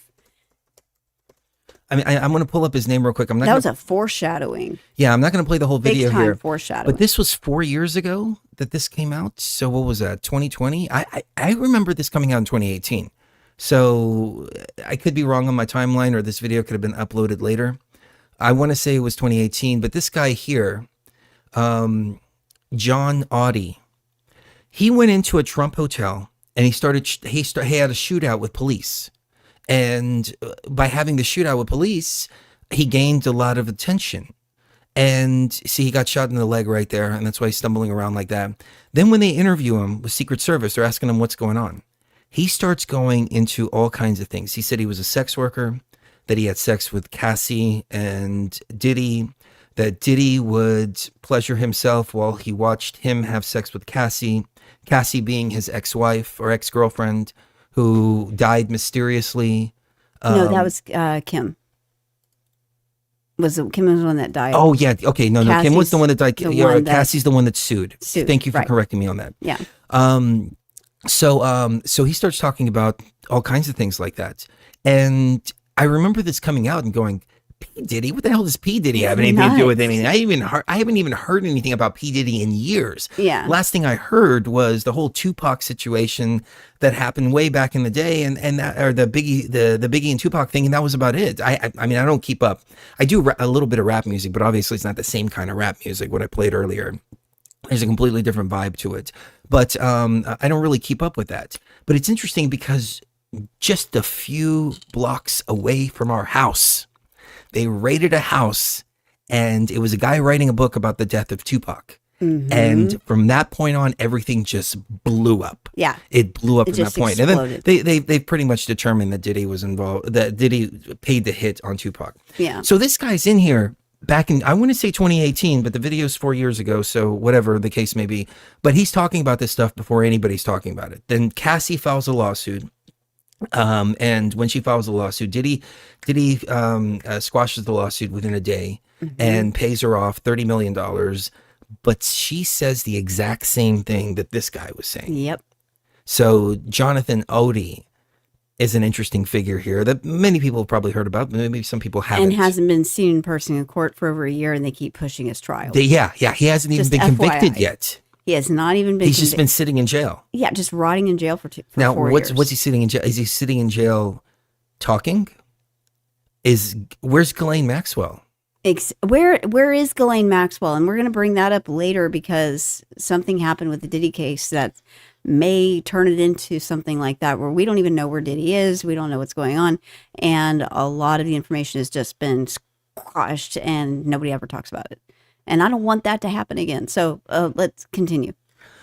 Well, so this happened, and now all of a sudden this has a whole new meaning, whole new definition. Of course, everybody's probably seen the videos of him and Justin Bieber. It's like the weekend at Diddy's or something. Like, it was a really creepy name. And oh man, there's so many different places to go with this. So all this is now starting to come out. Now, I guess let me backtrack for a second, because I was talking about the Jay-Z connection. So Jay-Z and Diddy were doing the spirit cooking with Marina Abramovic. Interesting little side note here. I don't know if people remember this or not, but do you remember in 2020? Bill Gates was talking about the thing that goes in people's arms that they were trying to push. What we call vacations here on the show, because that seems to be AI friendly. And he tried to do a virtual reality, get this, a virtual reality tour of Marina Abramovic's work to introduce Marina Abramovic to the world. Do you remember that? I kind of remember that. You kind of remember that. Let me see if I can been find so it. long. Marina Abramovic, Bill Gates. I think they pulled it. I think because there was so much yeah, they pulled it. There was so much. Somebody Here it played- is. Behind the scenes of Marina Abramovic's new artwork with Bill Gates. Now this kind of, creepy. now she has art pieces. We'll just call them art pieces, where she brings out this big cake and everybody's eating this cake. And it's a human body. It's supposedly her. And she says, officially, it's how everybody always takes a piece of you. This stuff is creepy. Oh, okay. Somebody pointed out, well, Ghislaine Maxwell's in federal prison. That's what they say. That's what they say, number one. But number two, why didn't we hear anything about the revelations she made about the people involved? Why don't we ever hear about that? Why don't we ever hear about Ghislaine Maxwell? Why? It seemed like the minute, there was 1 minute where, oh, there's going to be all these revelations. Great. It's all going to finally come out. And then the next minute, she's in federal prison. Everybody go back to sleep. It's like, no, that's not the way it works for me. They pulled the commercial.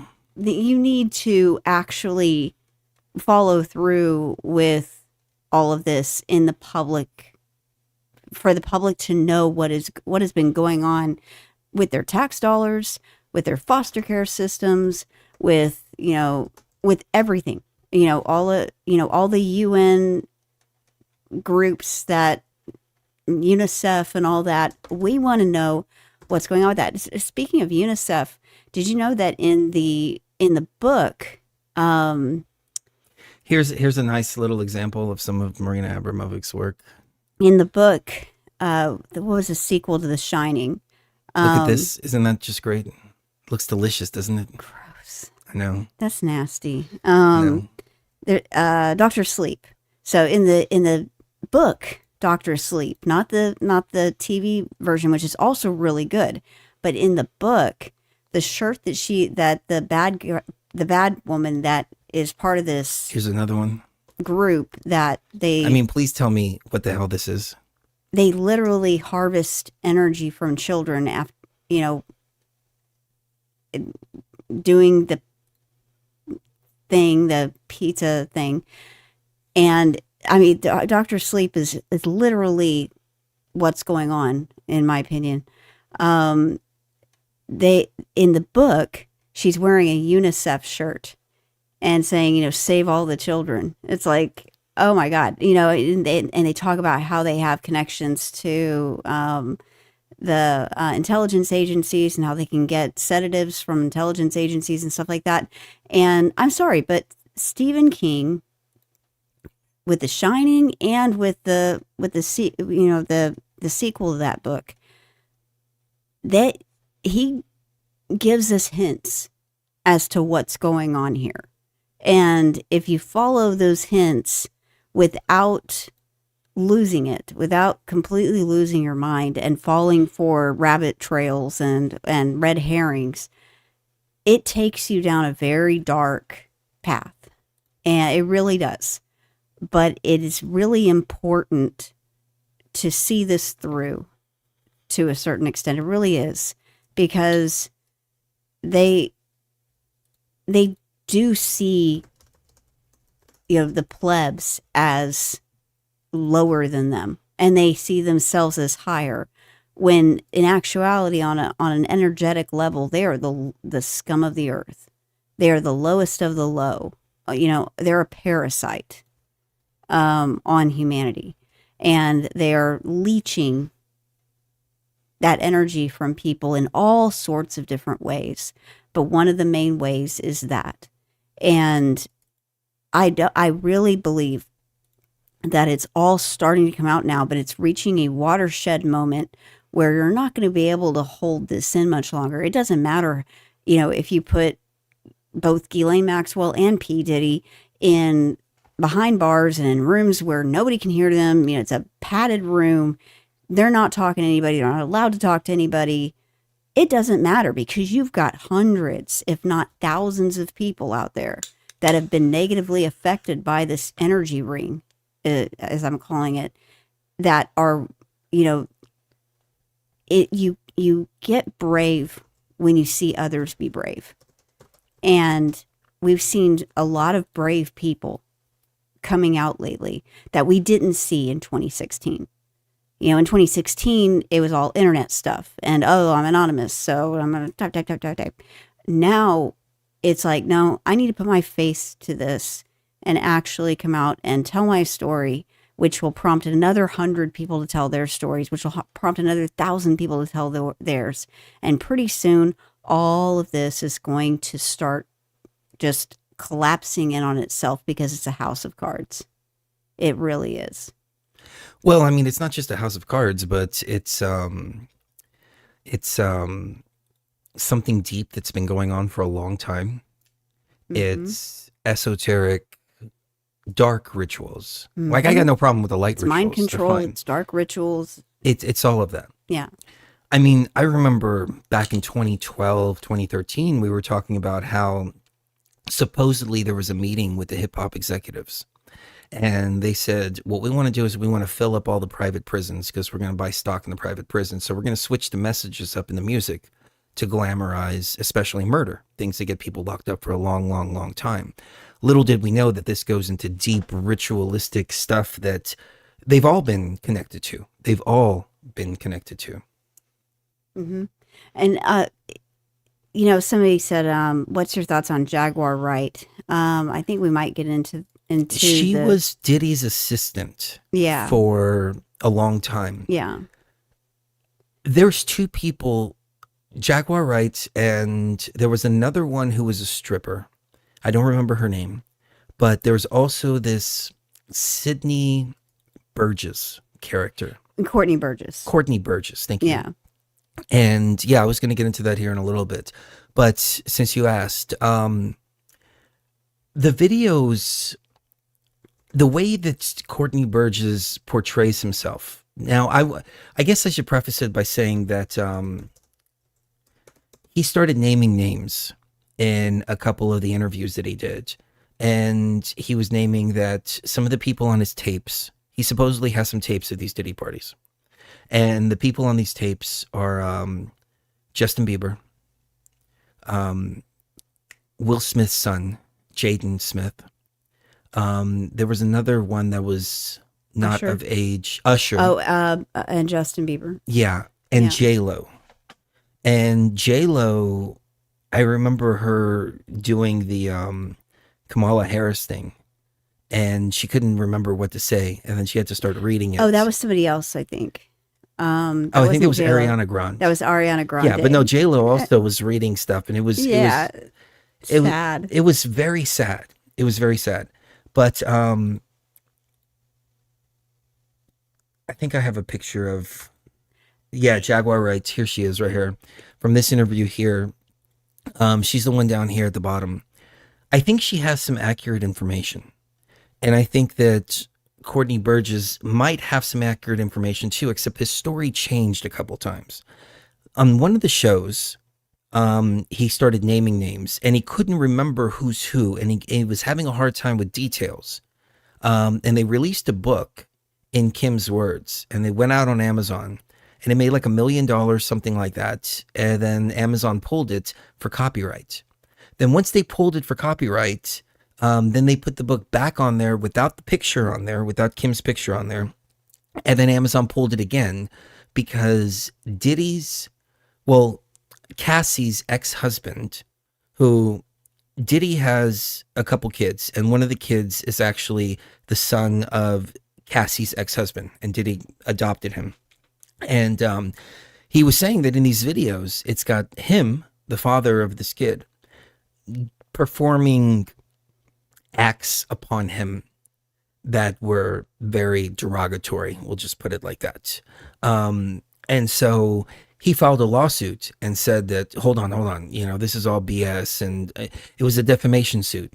And Courtney Burgess started changing his story when he went on, I think it was Newsmax or some outlet like that, with this lady here, who's an attorney.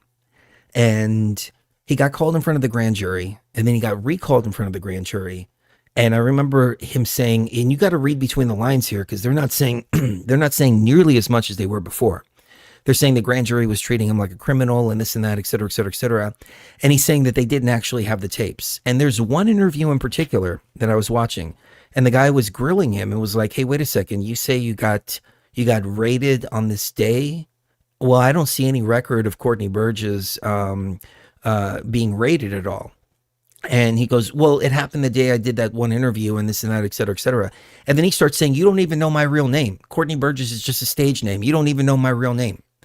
And I'm like, this is all starting to sound suspect here. Mm-hmm. It's starting to sound suspect. And then when he got this attorney here, she started advising him, as people are saying in the chat.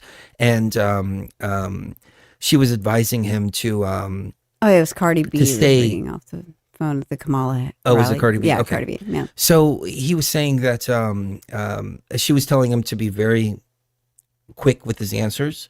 As a matter of fact, I think I can probably play the clip here because it's interesting how it changed from, I don't know what happened. Oh, yeah, no, you're right. And then the interviewer was like, well, wait a minute. On the phone, you told me this, and now you're telling me this. And he's like, oh, yeah. I forgot. I made a mistake there. And then he does this interview here, and his questions are really... And let me just correct you real quick. It's not Cassie's kid. It's Kim Porter's it's Kim's kid. I'm sorry. Yeah. There's so many names. There's so many names. So forgive involved me with for this. getting. I'm not going off at any notes or anything like that. I'm just going off the top of my This head. is So free yeah. talking. Yeah. So.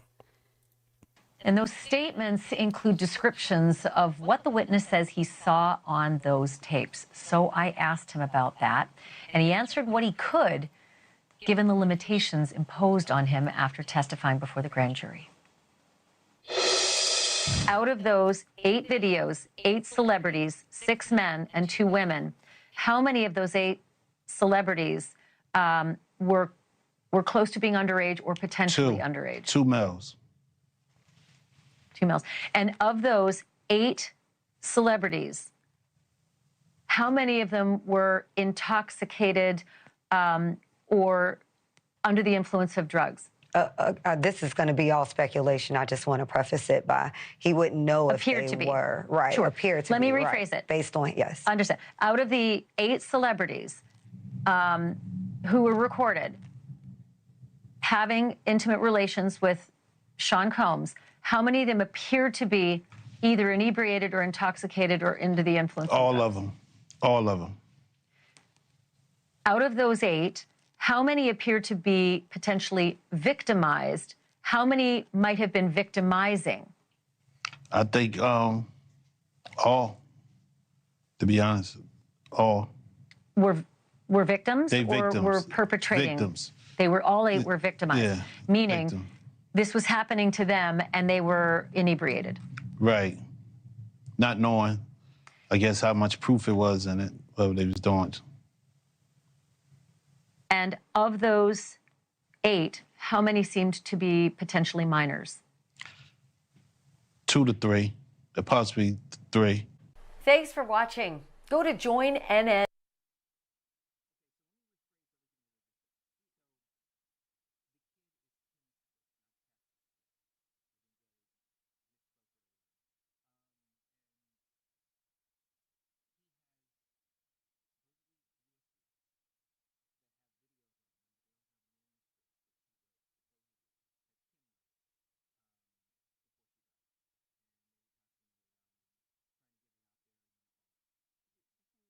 Oh, okay. Thank you.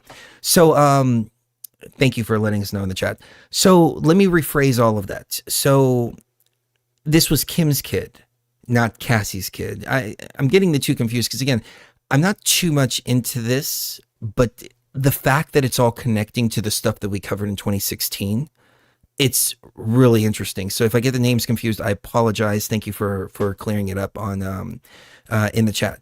So what I find suspect about this guy here is his answers were very straight, very almost like he was being grilled on the stand rather than on a television show. And his answers were different when he was being interviewed a couple of weeks back. And he was very confused with his answers about who's who and all of that. And the interviewer was grilling him and calling him out on that. So I don't know how I feel about this situation here. And going back to the other lady that was mentioned earlier, what was her name? Jaguar? Yeah, Jaguar White. Jaguar White, yeah. And the reason I say this is because what they seem to be doing, and it could be that they are doing this and that's why it seems weird, but maybe there's truth behind it because they actually have the videos. I don't know. But they seem to be trying to get a hold of Justin Bieber and get a hold of all these other people. And they're trying to sell these videos before they, quote unquote, go out on the open market. Right. So there's definitely financial incentive here for them. And when you have something this serious and you're trying to make large amounts of money, especially by extorting people. And she was actually, the attorney was actually on earlier on the same show. And she put it out there and said, we want to get a hold of these people so they can buy these movies from us before it hits the open market. And I'm like, this is, number one, an attorney shouldn't be talking like that because that goes into extortion there. Yeah, that leads to extortion. Number two, blackmail. Yeah. Yeah, Imbalanced said some people are hired to tell us the truth, but so they can leave out the bigger players.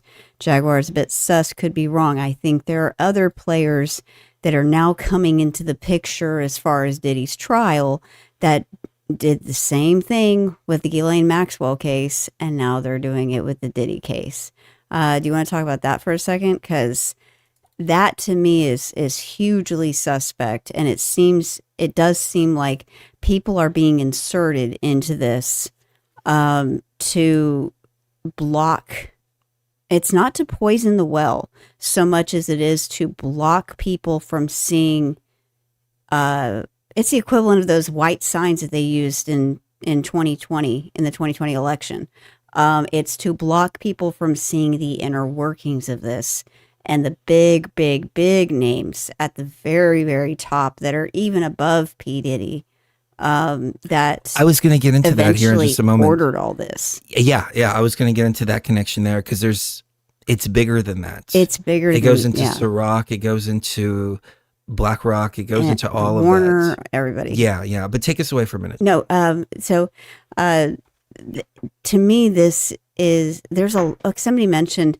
Bieber is a coward basically for not coming forward about his experiences. I don't think it's much cowardice as it is being very, very traumatized. And he's still quite young. I mean, yeah, he was young in these videos, but he's still in his 20s now. And that is, you've got a lot of people from like the 70s, 80s, and 90s that were kid actors back then. And it took them until 2010, 2015 to be ready and willing to talk about what they experienced, because what they experienced wasn't just trauma. It was mind control based trauma. I mean, trauma based mind control is a real thing, and they were hit with it hard. And so I can only imagine the level at which they, I hate to say it this way, but got good at it, that they hit people like Justin Bieber with. Because if you look at most of the Mickey Mouse Club cast from the 90s, most of them didn't turn out well. And there's a lot of child actors from the 90s that did not turn out well because of their experiences in the industry and the laws being extremely lax, even up till now, to be honest, regarding child custody when it comes to celebrity children and celebrity child actors being left with people like Diddy or being left with, other high profile celebrities, just simply because it's basically their own parents selling them out, to make sure their child makes it in this industry, to make sure their child gets that part or whatever. But they will literally sign custody over to these people for days at a time or weeks at a time, and then they don't expect them to be traumatized. I mean, of course they're traumatized. So I don't think anybody, I don't think anybody's a coward per se, for not wanting to come forward with their experiences, especially if they're in their 20s still or even early 30s. They're not ready yet. They're going to have a lot of inner work that they've got to do to build up the courage. But I think it's going to come out eventually. But if those kinds of things that Courtney Burgess is talking about in those videos, if those kinds of things really did happen to me as a 15 or 16-year-old kid, it would be humiliating to come forward about something like that. I would think innerly of like, I don't want to, admit that I was subjected to this, to the whole world. That in and of itself is traumatizing. And so that's how the control works. That's how the control keeps going. That's how the wheel has kept turning for so long, is you've got all these people that are like, okay, I had this humiliating, horrible, traumatizing experience, and half the world's not going to believe me anyway, even if I did tell the truth. And the other half are going to have it in their minds perpetually of me being in that position. And that's why I told Chris, even in 2016, when we were first researching all this, he's like, what is it? Is it with sex? I'm like, no, it's not that. It's power. It's the energy It's harvesting. the energy harvesting. It's the power, and it's the control, and it's the It goes back blackmail. to what Crowley was talking about. Yes, it really does. Harnessing the energy through the chakra that is in the rear end part, especially of young male talent. Yeah, male talent especially, because harnessing that. And you have what Kathy O'Brien talks about in her MK Ultra book. She talks about sex kitten programming, and then you've got, or was it Orlando Bloom? Orlando Brown. Orlando Brown, that's right. That was talking about that was talking about the same exact method that you use to make a person anthropomorphize into an animal-like creature. And that is exactly what she talks about. He calls it panda eyes. Panda eyes. There's a nerve supposedly in the rectum, I guess. How to put it like that? Yeah. There's a nerve supposedly there that it's connected to the vagus nerve. These are his words. Yeah. You hit that nerve, and by getting on top of somebody, you can turn them into whatever you want them to be. You know why? Sorry. I know, this kind of stuff is hard to talk about. Because it connects to the vagus nerve, which connects to the reptilian brain, and it basically shuts off the frontotemporal lobe, which is involved in higher thinking and mammalian thinking. That evolved gradually out of the reptilian brain, which was just like the brain stem, and you got a little bit of a forebrain there, but not this big, frontal lobe and temporal lobes of the brain that have to do with reasoning, being human, basically, creativity. All of that comes from that part of the brain. The animalistic, primal part of the brain is connected to the vagus nerve and the brainstem, and they even have something called tethered cord syndrome, where if your spinal cord gets basically caught up at the bottom of the spine, then it causes all kinds of neurological problems and brain issues. And so hitting that nerve, that completely makes sense to me, that it would trigger the animalistic part of the brain to be extremely active, and it would traumatize the individual enough to where the forebrain, like the frontotemporal lobes, kind of shut down at that point.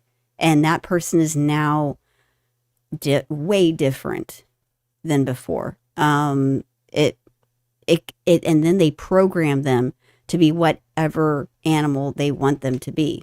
And they program them in different ways too, to act in certain movies that they may not have wanted to act in before, wearing dresses and stuff like that. It may program them to sing songs that they wouldn't have liked to sing before, but now they feel like they have to. There's so many different ways that they control people using this. But please go ahead. No. I was just going to say, I know I've gotten a few of the names confused. That's what some people in the chat are saying. I'm not into this kind of stuff. Like, when this first came out, I'm like, oh, that's a distraction. I don't care about that. I'm looking at other things that are happening on the world sphere. When I saw the Marina Abramovic connection, though, and I saw that this was all tied into the exact same thing, because at first I thought it was like the Weinstein thing and all that. I'm like, oh, it's just Hollywood scumbags being Hollywood scumbags. Simple as that, When I started seeing the esoteric connections, that's when my ears perked up and I said, oh, let me look at this. So, yeah, forgive me out there, but I don't think the names are really as important as what's happening on the esoteric level. Is that's so where much we're more coming important from. Than anything else. There's so many videos out there that are talking about this. Yeah. Nobody's talking about the esoteric connections behind it. Thank you. Exactly. That's where we step in. That's where we step in. And if we get a few names wrong, so what? Because what we're talking about is so much deeper than people's names. Yeah. And at the same time, we don't want to, put a stain on anybody's name, unnecessarily. But at the same time, we need to talk about this because this has gone on for too long. And it's been too covered up. It's been too, behind closed doors. It's that's been done enough.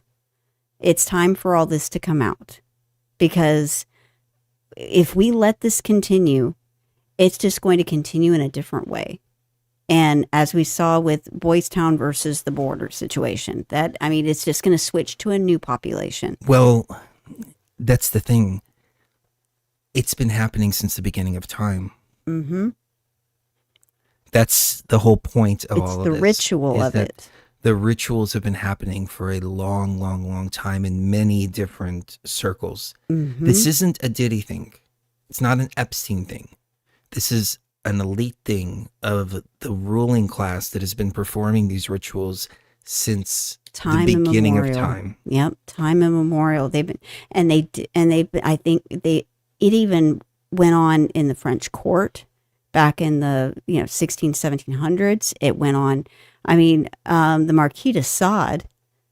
That's where sadism comes from. Is the Marquis de Sade was into this kind of stuff and doing this kind of stuff to people. And that's, and that was just learned from the Middle East and Elizabeth Bathory. And Elizabeth Bathory in Eastern Europe. If you look at all these, Vlad the Impaler, you look at all these examples.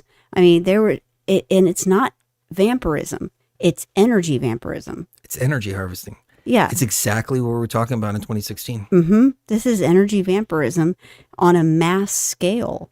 And in scales that affect the rest of us through the movies we watch, through the music we listen to, and that's how it gets infected into everyone's minds. Well, and that's what I was getting at with the VR stuff.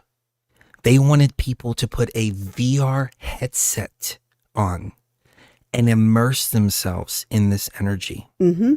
At the same time, putting stuff in their arms, which potentially have nanobots and other things like that. Oh, yeah. And you just know that from what we've seen growing from those, there's transistors being built. And then on top of, what do you do with transistors? You build a computer. And so they even talk about having an in-house lab inside of people's bodies, basically, where you can tell what's going on. You can tell what, all their stats are right there.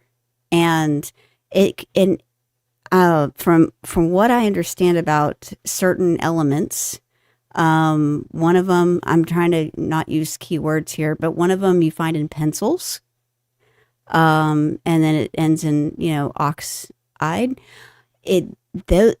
Those things are developed so that you can actually see what people are seeing inside. That, and I read a very good argument for it the other day in a paper that was written on the properties of that and how it can self-assemble. If you add nanotech to it, it can self-assemble and then give you a picture roughly of what people are seeing, what they're thinking about, like what they're daydreaming about. And that's, Blade Runner type of stuff. That's like, out there to a certain extent. It even seems crazy to me until I read this paper and I read the math behind it. I read, the pharmacokinetics of it. And I'm like, this actually does make a good amount of sense. What better way to control a population than by knowing what they think about, knowing what they, are talking about to each other at all times. And you don't even have to set anything up next to their house like smart meters and stuff like that. You don't even need a black box smart meter. All you need is for them to agree to, get this, especially 2 or 3 or 5 times. And then the ones that survive are your slaves for life. So let me play a couple of clips from Orlando Brown, because he says something and he says it a few different times. And I'd love to get the chat room's take on this, because I'll preface it by saying that over the course of time, we've been able to identify several different words that they use to put out there in the mass consciousness, like Shekinah being an invocation of Shekinah, the demonization of the goddess Isis with the whole ISIL thing. I refuse to call it ISIS. Many others like that have been repeated over and over and over again. What was the latest one? Bellum, which is It's a Latin word that means a war of all against all, like a huge civil war where everybody's fighting themselves. Yep. And what do we hear repeated throughout 2020? BLM, BLM, BLM, BLM, BLM, over and over and over again, invoking that spirit. This has got to be a spirit that's being invoked here. Yeah. Oh, absolutely. And I think it's a series of them. It's whatever suits the agenda that they want to put into place at the time. Because I think a lot of Boys Town, for instance, was about creating slaves for the military for use in the military later. And if you've got them from boyhood, you've got them for life. Even Hitler knew that. And that's why Hitler Youth was started. That Julius Caesar, actually his successor, his successor, Caesar Augustus, who understood the power of these rituals and understood he was very cruel. He was a very cruel person especially when it came to children, I think. And they even used those rituals even back then and then would turn these boys into super soldiers, basically. And so there's a lot of evidence to suggest that Boys Town was used for that. Part of it was used for the military. Part of it was used for, scientific stuff. As part of it, I mean, there's always an agenda that's bigger than what it is that they're doing to these people. It's not just about sex. That has very little. This is what I had to explain to you it's the sex back in magic. 2016. It has very little to do with sex and magic. Yeah, but it's the ritual. It's the ritual behind it. You go back to ancient rituals, and even when you had sacrificial rituals, which they were doing nothing but sacrificing the victim, the whole purpose of the ritual was to create as much fear and as much emotion within that being as possible before harvesting it. Exactly. And so this is very much the same. But I mean, it's multidimensional when it comes to this kind of stuff. It's the exact same thing that was going on the island over there. They get these people in compromising positions, so they have blackmail on them. That's a surface, but also they're harvesting energy from them. Real quick, the word bellum, as people were saying in the chat, the way a sigil works, for people that aren't familiar, a sigil, you take a word, and then you remove any repeating letters and you remove the vowels from it. And then you put that together. And so you have bellum, B-E-L-L-U-M. You remove the E, you remove the repeating L, you remove the U, and you put it together and you have the sigil. This is sigil magic, going all the way back to time immemorial, as you said before. So just a quick side note as far as that goes. I don't know exactly which video it is that he's saying this in, but there's a word that he repeats over and over and over again, and it sounds like gibberish. But is it? So I'm going to play this throughout. I think we'll find it on this, if it's not this clip in and of itself. Like I was telling you, Panda. So you got Panda Panda is a secret code for a certain thing. And so when it comes down to that certain thing, so what it is you basically have a certain nerve in your rectum, and if you touch that nerve, you can turn a person into an animal, you can turn a person into whatever you want them to be if you just hold them down. So the situation surrounding Diddy is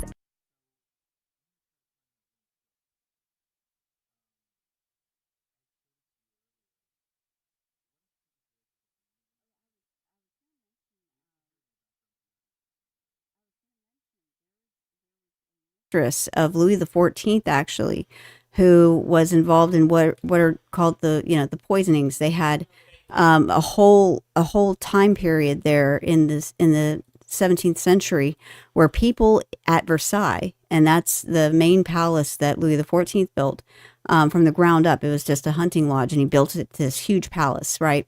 And there were a string of hundreds of people from the palace that were ordering poison and poisoning their relatives, people that were in the way and stuff like that. And even the king's own mistress, Madame de Montespan, she was involved in this. And her tarot reader, sorceress, or whatever was the one supplying all the poisons, and it turns out that she was involved in a sacrifice ritual, involving a baby, even. Right. And so, I mean, I can't believe the history books when they say that Louis had no idea that any of that was going on. Okay, I don't mean to. I really can't. Divert, so but this it goes even back the clip to I was that looking too. for earlier, and he mentions this in a couple of different interviews that he's doing, and he uses the same words, which is telling me that it's not gibberish. It's got to be some kind of code. It's got to be something like that. Listen to this. You gave me the ooshkash goosmash. You gave me the ooshkash muaf, the smooshmash. Diddy. Yeah, shine. I mean? Diddy. Yeah, shine. You gave me the ooshkash muaf. The ooshkash muaf. And he says it in multiple different times. So it's not like he's just saying gibberish. That's got to be something similar to... Maybe it's backwards. A sigil, something like that. Maybe it's what they say during the ritual. What do you guys and gals think out there? The Ushkash Muash. I think it's Oshkosh Bagosh is a... That was my first thought too, but I'm like, that's too simple. Well, okay, so there was a kids, a home for troubled teens is what they used to call them. They're not so active anymore, but throughout the 90s and early 2000s, there were these troubled teen homes that later got in a lot of trouble for the exact same thing that we've been talking about, and a lot of them got shut down. One of them, they moved to Costa Rica to basically avoid prosecution in the United States for the way that they were treating these kids. And we had somebody that used to be on our network, Liam Sheff, and he did a documentary about one of these places because he was sent there. Oh, Oshkosh Magosh. This is supposedly from 2009 in an Urban Dictionary with 9 thumbs up and 4 thumbs down. A saying used to state that you want to go and get hammered, drunk, and make bad decisions. Oshkosh Mugosh. Yep. Oshkosh Mugosh. I've never heard that before. I've never heard that before either, but that's really interesting. Yeah. So that's the surface level there. Also, the smoosh smash. The smoosh smash. It's interesting because Liam Sheff noted that they used to call it smooshing. They'd make all the kids spoon with each other and lay down with each other and like spoon each other. And they called it smooshing. And it was like, come smoosh with me. And so the smoosh smash, boom, there you go.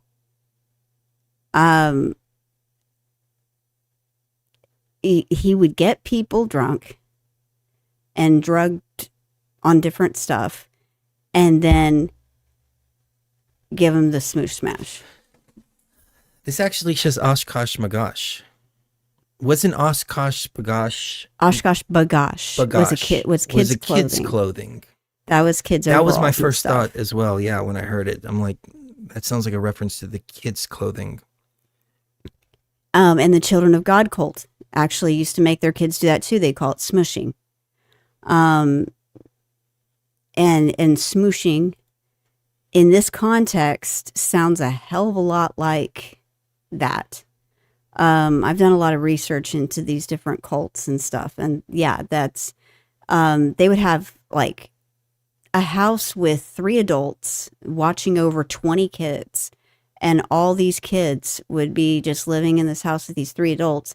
And the adults, the Children of God cult was really interesting because it had to do with what they called flirty fishing. And their idea was that it's okay to have sex with random people that you don't know, that you meet in bars and stuff, if you're witnessing to them. And part of witnessing to them is actually having sex with them. And this was their, like, their Nuh-uh. leader, yes, no, seriously, Really? yeah, their leader literally would make pornographic magazines about, I'm showing them the love of God by doing this, and they forbid any kind of contraception, of course, and they forbid. They highly discouraged any kind of doctors or any kind of medication use or anything like that.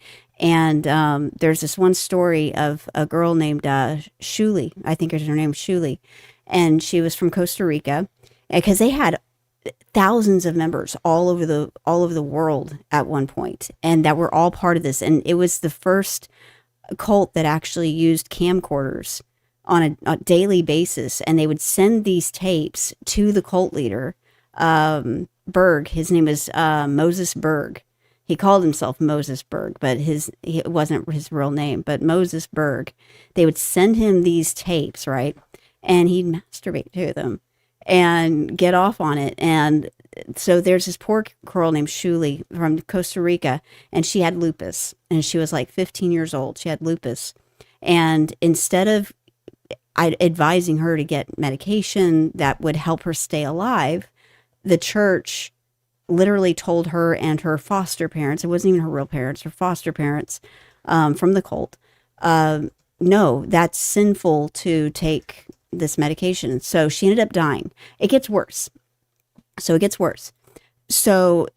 she wrote, while she was still alive, she wrote Moses Berg in these Mo letters. They used to call them Mo letters. And she wrote to him and asked about, is this a punishment from God? That I'm sick with lupus. And his answer actually was, maybe lupus is the answer to your question. Yeah, pretty much. Yeah, you're not faithful enough. And that's why you're sick with lupus. And this, of course, devastated her. And a few months later, she died. She just up and died because her body gave out. And it gets worse. He writes a pornographic segment in the Mo letters about meeting this Shuli girl who, get this, is only like 15, 16 when she died. She was 17, I think, when she died. About meeting her in heaven and having sex with her, and while she comes down from heaven, has sex with him. And it's the most disgusting thing I have ever seen a cult leader do in light of one of their members dying horribly, and then just staining their name like that is just, it's terrible. But that's the Children of God cult. Now, what ended up happening when the Children of God cult finally started to disband, because Moses Berg died, because he was in his 70s and the 90s. And so he eventually did die. But instead of just breaking up, what they did was they tried to keep it going with his wife. Now, his wife and him had a son. And their son, I forget what the son's name was, but this son was so messed up in the head from all the stuff that they had been doing to him since he was a baby, that he went and it was his stepmother, actually. He went and murdered his stepmother, and he made a video before he did it too, talking about how, she's going to get what she deserves. They did all this messed up stuff to me since I was a kid. They made me sleep with my nannies from the time I was 4 or 5 years old. She's going to pay for this. And he ended up murdering her. And it was classic, I can't take this anymore, and this isn't coming out in the media. No one will talk about this. There's evidence that, there was government involvement in that too, regarding the CIA. So he had nowhere else to go. That's why we need to encourage anybody who's been affected by these cults and affected by the people that we're talking about tonight. They need to come out and talk about it, because keeping it in, that's what ends up happening.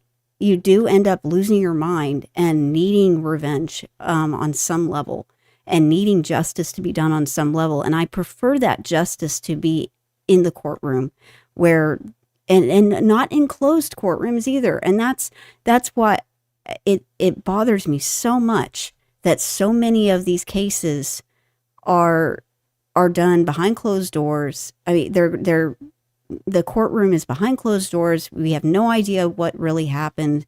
And then afterwards, everybody signs NDAs and goes home. And it's like, that's not the way it should work, because you're just perpetuating it happening to somebody else by other people involved in this network that you've basically, squashed any and all attempts to expose the other people in this network. And that's why whenever I see who's been appointed to and there you go. There's another example of it being quashed, that there were other people in the network that aren't being mentioned on purpose. And that there are special prosecutors and stuff like that are appointed not to get to the truth, but to cover it up. Guess who the prosecuting attorney against Diddy is?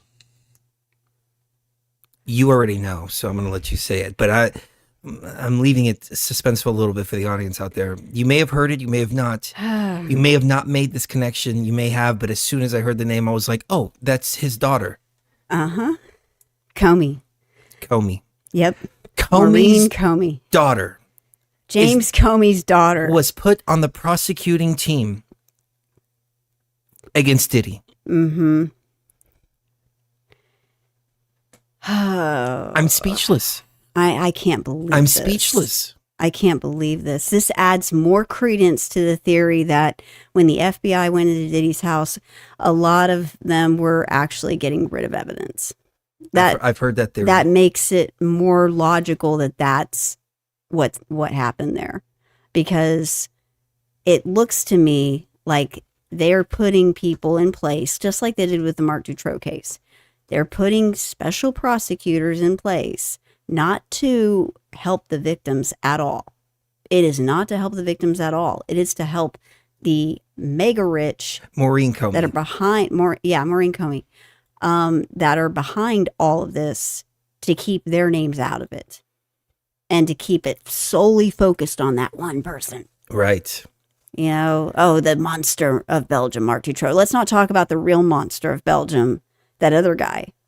Remember that other guy who was the real monster? Pierre Michel. It's been so long since we've talked about this stuff. Nihul was his last name. Yeah. Look him up, because he's the real monster of Belgium, but he was kept out of that case completely. Let's get into the Mark Dutroux stuff here in just a second. Yeah. But Maureen Comey, she was on the Maxwell prosecution too. And you know how much we heard about that? Absolutely nothing. Zero zip. We don't even know where she is. Supposedly she's in a federal prison for 20 years, but what about all the names she dropped? Why haven't we heard anything about it at all, period? It just been completely just silenced. Under the rug. And now they bring her over to the Diddy case. Exact same thing. Yep. It's the cover up over and over and over again. And they're keeping all these other names out of it and just solely focusing on Diddy. Oh, Diddy's the demon here. It's no. Well, there was something that happened. He's not just the only demon. With his vodka company, Ciroc. And what was the name of the company?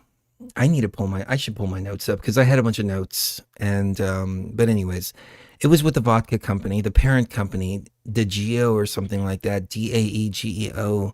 And I was like, God damn, we get blamed for everything. We get blamed for geomancy, for geoengineering, for all kinds of stuff like that. Maybe we should think their name. I know. I'm thinking about that. But so he wound up suing them. Their stock came down like 20%. They're backed supposedly by BlackRock, the huge investment group. And so they settled with them, and they agreed to pay him $100 million or something like that. And then after that, all hell just broke loose, and everything started getting exposed. Everything started getting revealed. And the theory is that it's the bankers behind all of this. Yeah. It's the bankers at the very top, Absolutely. the investment or BlackRock and all of that. Absolutely. And they're the ones pulling all the strings. And they're like, oh, you think that you're a big dog? No, you're just rolling with the big dogs. But we will turn your life upside down just like that. It doesn't matter if you have $1 billion. These people operate on levels that are way higher than $1 billion. And you should. And somebody said, "Oh, a show on Diddy. Who cares? I'm leaving." you should care, because this doesn't have to do with just Diddy, and it doesn't have to do with just the people that he was having these parties with. It has to do with the 20,000 children that came across the border that we have no idea what happened to them.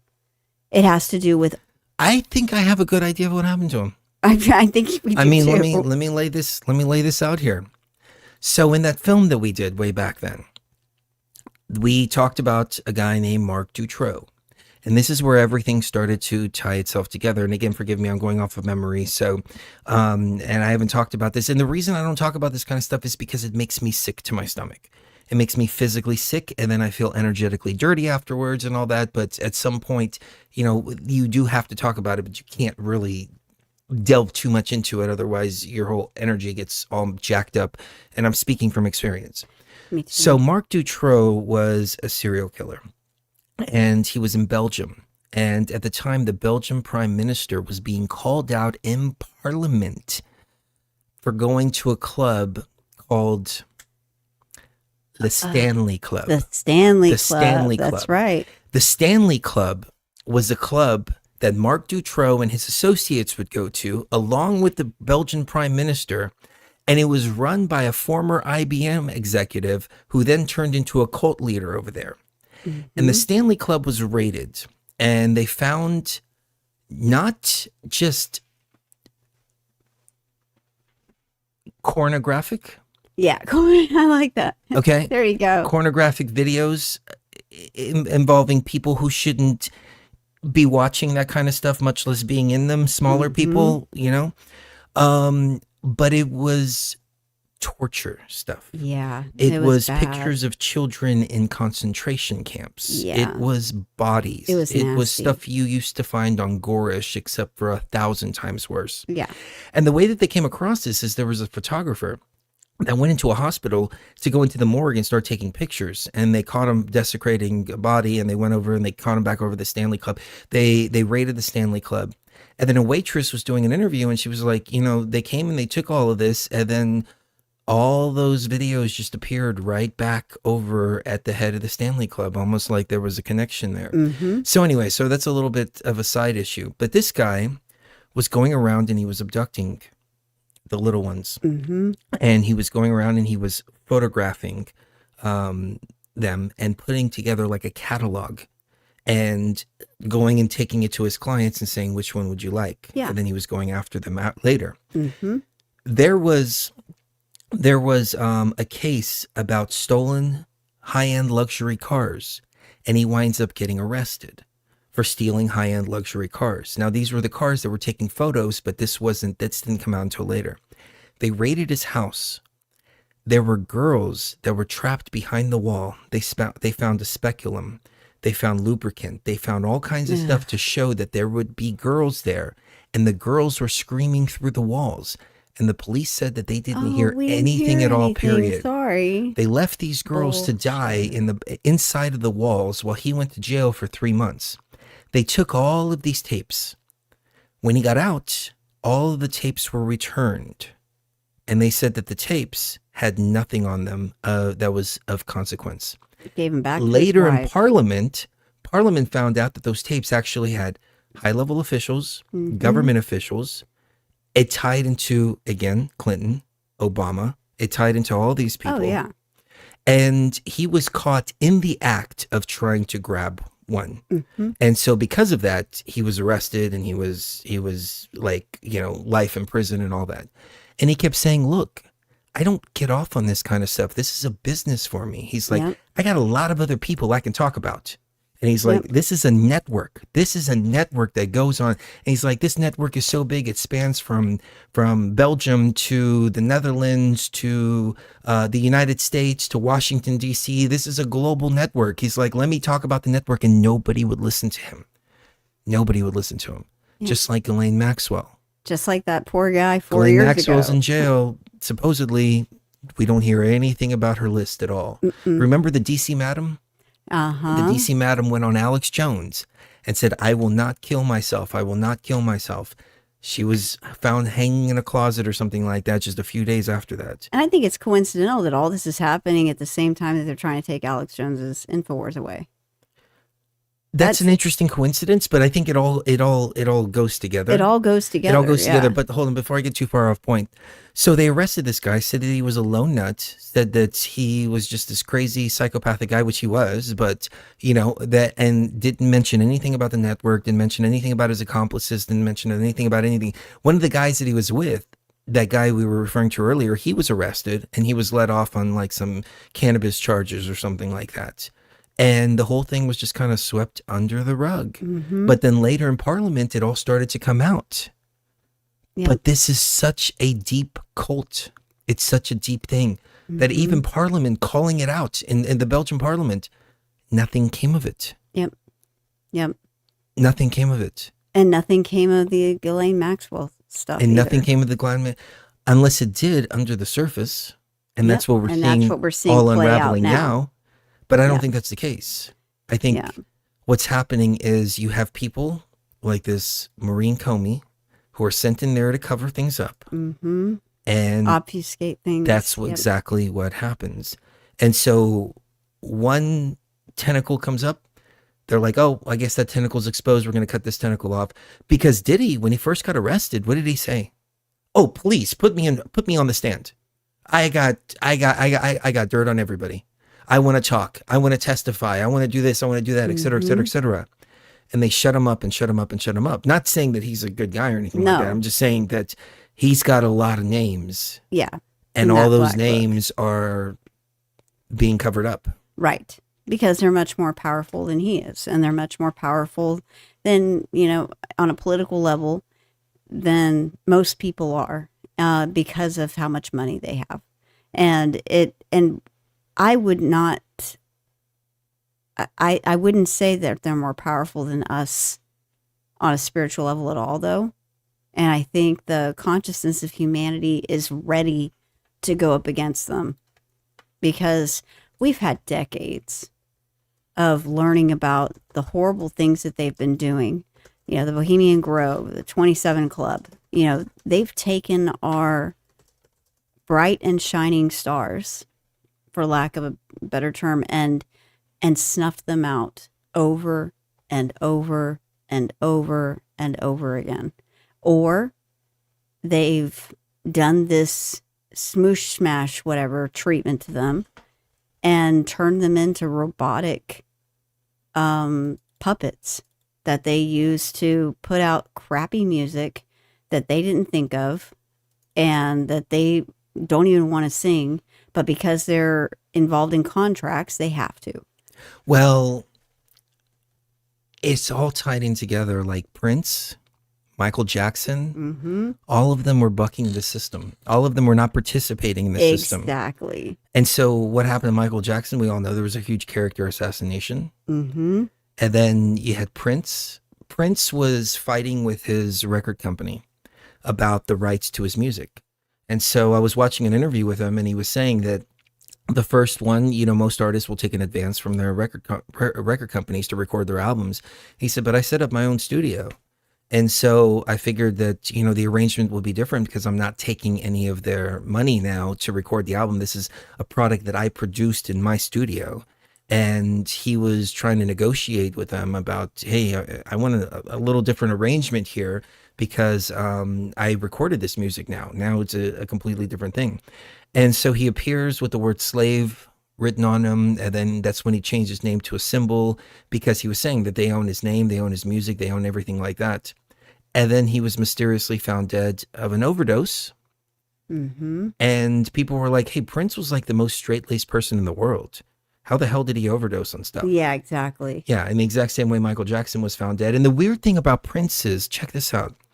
So Prince used to say, don't let the elevator bring you down. And there was a reporter I was watching and he said, I was hanging out with Prince and I asked Prince what the elevator is. And he said, the elevator is the devil. The elevator is Satan. And how do you sell your soul to Satan? You do derogatory acts the way that celebrities have been doing over at Diddy parties. Mm-hmm. This is you do that kind of stuff, or you harm To an another being. innocent, or you do Yeah. something like that. And so it's selling your soul on multiple different ways. And I like the way the person brought it up. He's like, the devil just doesn't appear and says, here, sign this contract. It's an act that you do. It's the harming of innocence. It's the ritual. It's of the it. ritual, the energy harvesting. It's that kind of thing where you're saying, I'm going to commit this evil act here and harness the energy from it. And then you have those at the top who are even higher in the hierarchy who are taking that energy. And it's making me sick talking about it. Me too. It really is. And that's why we couldn't. But We that's couldn't how the do selling of documentary. the selling of the soul Yeah. takes place. Yes, and it's it happened forever. Yeah. And selling And your you soul see it to in the devil every isn't single what people think it is. aspect, from Yeah. Hollywood to music to all of that. Yep. It's disturbing. It's disturbing. And then those who try to say something about it, they're taken out. We did a show called The Death Contract a while Mhm. back. And there's a death clause that artists don't even know about half the time. And it's an insurance policy that they take out. And if something happens to them, then they get paid for the amount of money they would have potentially made. Exactly. So when an artist is at their peak and it looks like they're starting to come down, a lot of times these artists will just disappear. Mhm. And the insurance money goes to the record companies. That's right. As continued profits. That's right. Exactly. And contract law has a lot to do with a lot of this, because it's not what people think it is. When you sign a contract for a record label, it's not even close to what it was in the 50s or the 60s. This is something entirely different. It's as if they own you. They don't just own your brand. They don't just own your work. They own you as a person. My mother got an offer when she was 16 years old from Sony. Mm-hmm. And my grandfather was like, hell no. Because I remember in my teens and 20 years old thinking, man, what the hell? I had no idea. But my grandfather obviously was onto something.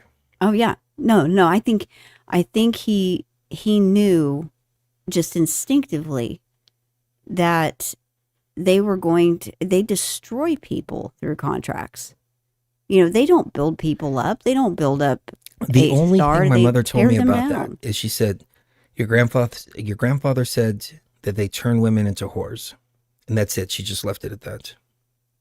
It was probably deeper than that. I think any father would tell you that when you sense danger when it comes to your child, you go into action, and it may not even occur to you what's going to happen, especially, but you know on an instinctual level that this is going to destroy your child, and you need to keep your child away from this as much as possible. The problem is we were raised on Bambi and all these other, Cinderella and all these other Disney movies where basically the mom's dead, so she can't protect you, and you're at the whim of an evil overlord or an evil stepmother or a really horrible family situation. And that's what we were raised on, 80s and 90s.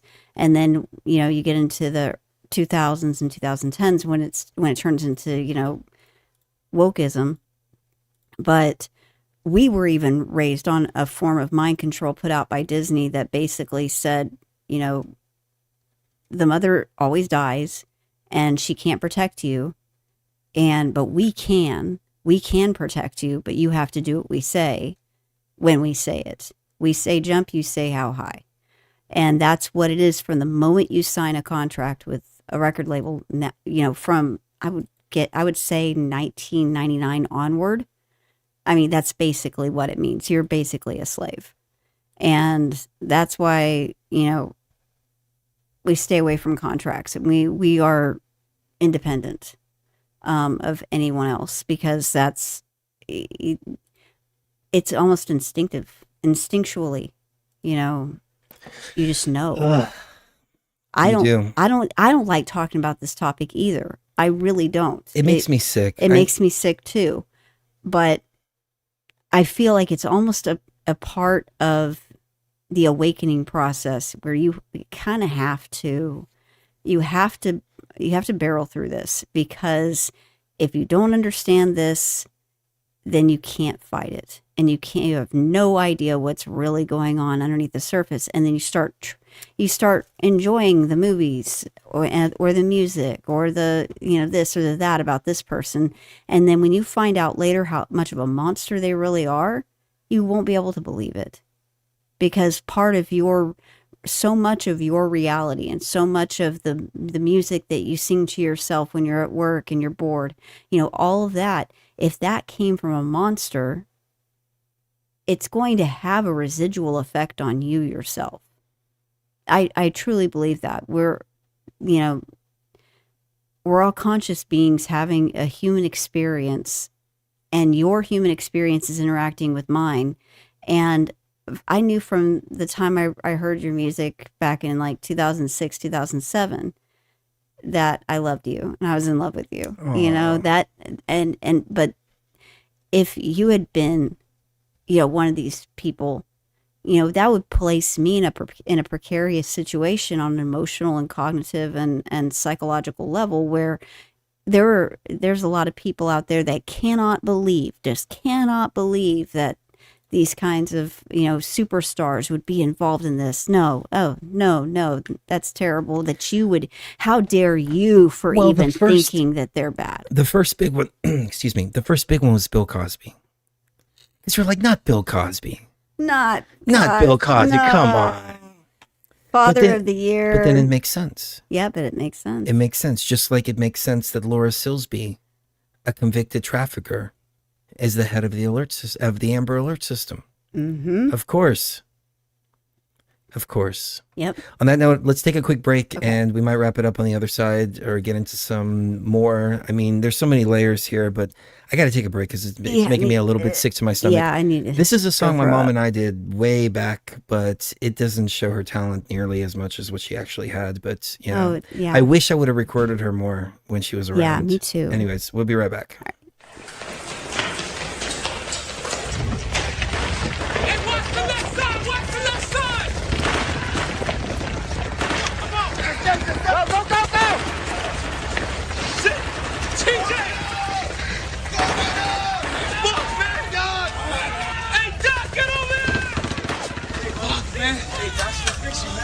Hey, look at me. Hey, listen, stay with us. You're gonna be all right.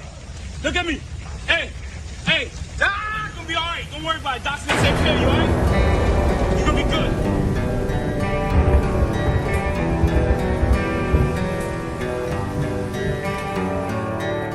If you have a golf ball-sized consciousness, when you read a book, you'll have a golf ball-sized understanding. And when you wake up in the morning, a golf ball-sized wakefulness.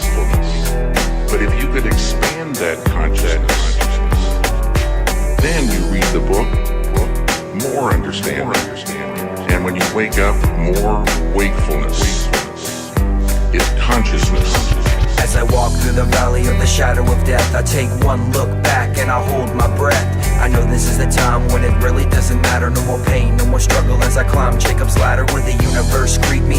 Will I be forgot? Will my spirit live on as I let my flesh rot? I try to find the light fight in the new world order, and I died front lines like a motherfucking soldier. Peace be unto me, all praise unto you. I hope one day that our children stand true and take pride in the fight for the red, white, and blue. Don't let us die in vain, revolution's overdue.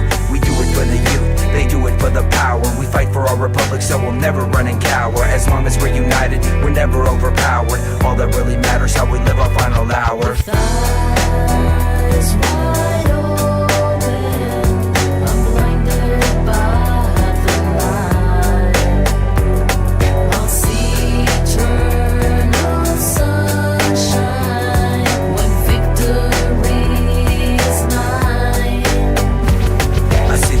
Before me, but I have to look back. A single tear in my eye for the imminent attack. Shocking off propaganda, act but don't react. The clouds wrap around me, drown me in pitch black. Now I'm really at the point where nothing really matters. Suddenly I find myself in a field of white matter, with the sun shining bright. I'm greeted by the light, I lay my guns down, not a single need to fight. I'm still a bit confused, why can't I let it go? I did my time like a man till the end of the show. I'm losing control, my desire to know the things I left behind and the stories untold. I try to forget, but it's burning my soul. I feel the sunlight fading and it's cold as snow. Am I in heaven or hell? Only God truly knows. The only thing that matters, what you reap is what you sow. What you reap is what you sow. What you reap is what you sow. What you reap is what you sow. What you reap is what you sow. I'll see eternal sunshine when victory is mine. With eyes wide open, I'm blinded by the light. I'll see eternal sunshine when victory is mine. With my spirit distressed, how can I rest in peace? I'm a soldier of freedom, death isn't release. Body shredded to pieces and my eyes can't see. Burning white fire, but my heart still beats. I was given a choice, take a step to the light or take a big step back and continue the fight. Now my vision's coming back and I can hear the warfare. The sound of battle cries, the smell of death in the air. I hope to see a time when it really doesn't matter. When victory is mine, I can climb Jacob's ladder.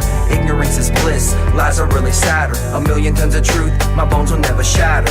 All that really matters, I'll fight another day. I've seen the gates of heaven, but I had to walk away. My mind elevated, I finally understand. It wasn't by my will, it was all God's plan. God's plan. Eyes wide open, I'm blinded by the light. It wasn't by my will, it was all God's plan. I'll see eternal sunshine when victory is mine. It wasn't by my will, it was all God's plan. Eyes wide open, I'm blinded by the light. I'll see eternal sunshine when victory is mine. And there's an ocean of pure, vibrant consciousness inside each one of us. And it's not the intellectual understanding of this field, but the experiencing of it that does everything. You dive within and transcending, experiencing this field of pure consciousness, and you enliven it, you unfold it, it grows. And a side effect of enlivening this consciousness is negativity starts to recede. It's consciousness.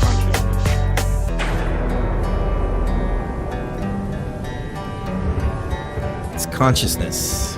Yep. I wish I would have done more music with her. It's okay. Me too. She was at my house one day and I was like, hey mom, can you do this chorus? She's like, yeah, okay.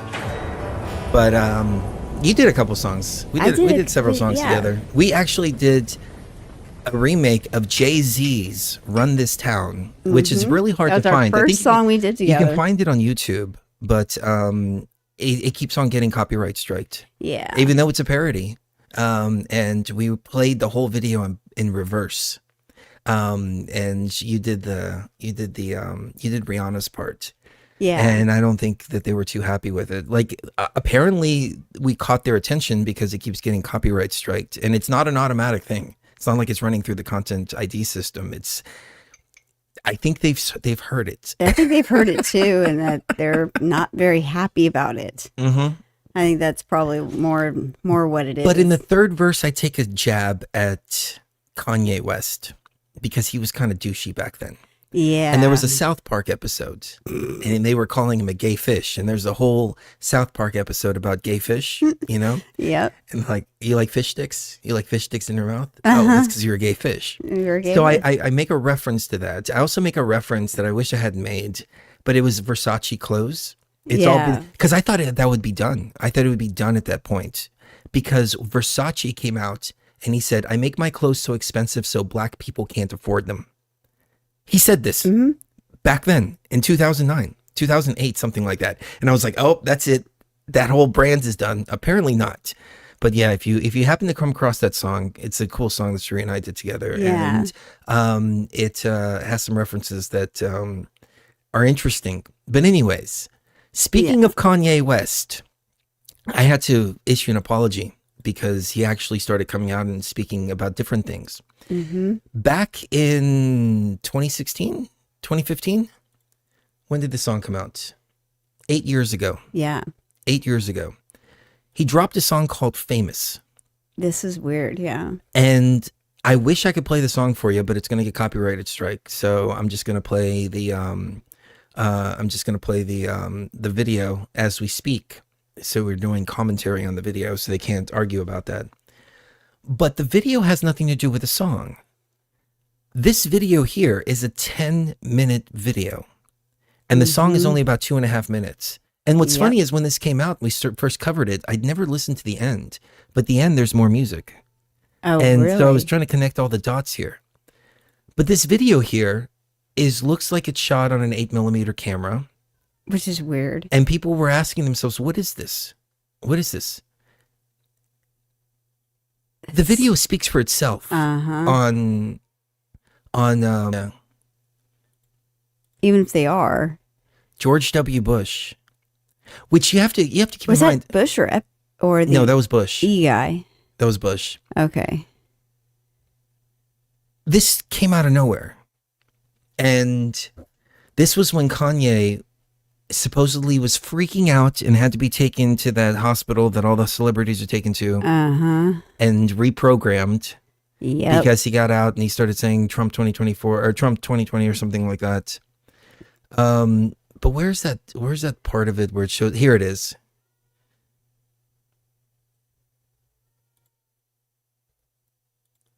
All right. So you see that bed? It's pretty large. Yeah.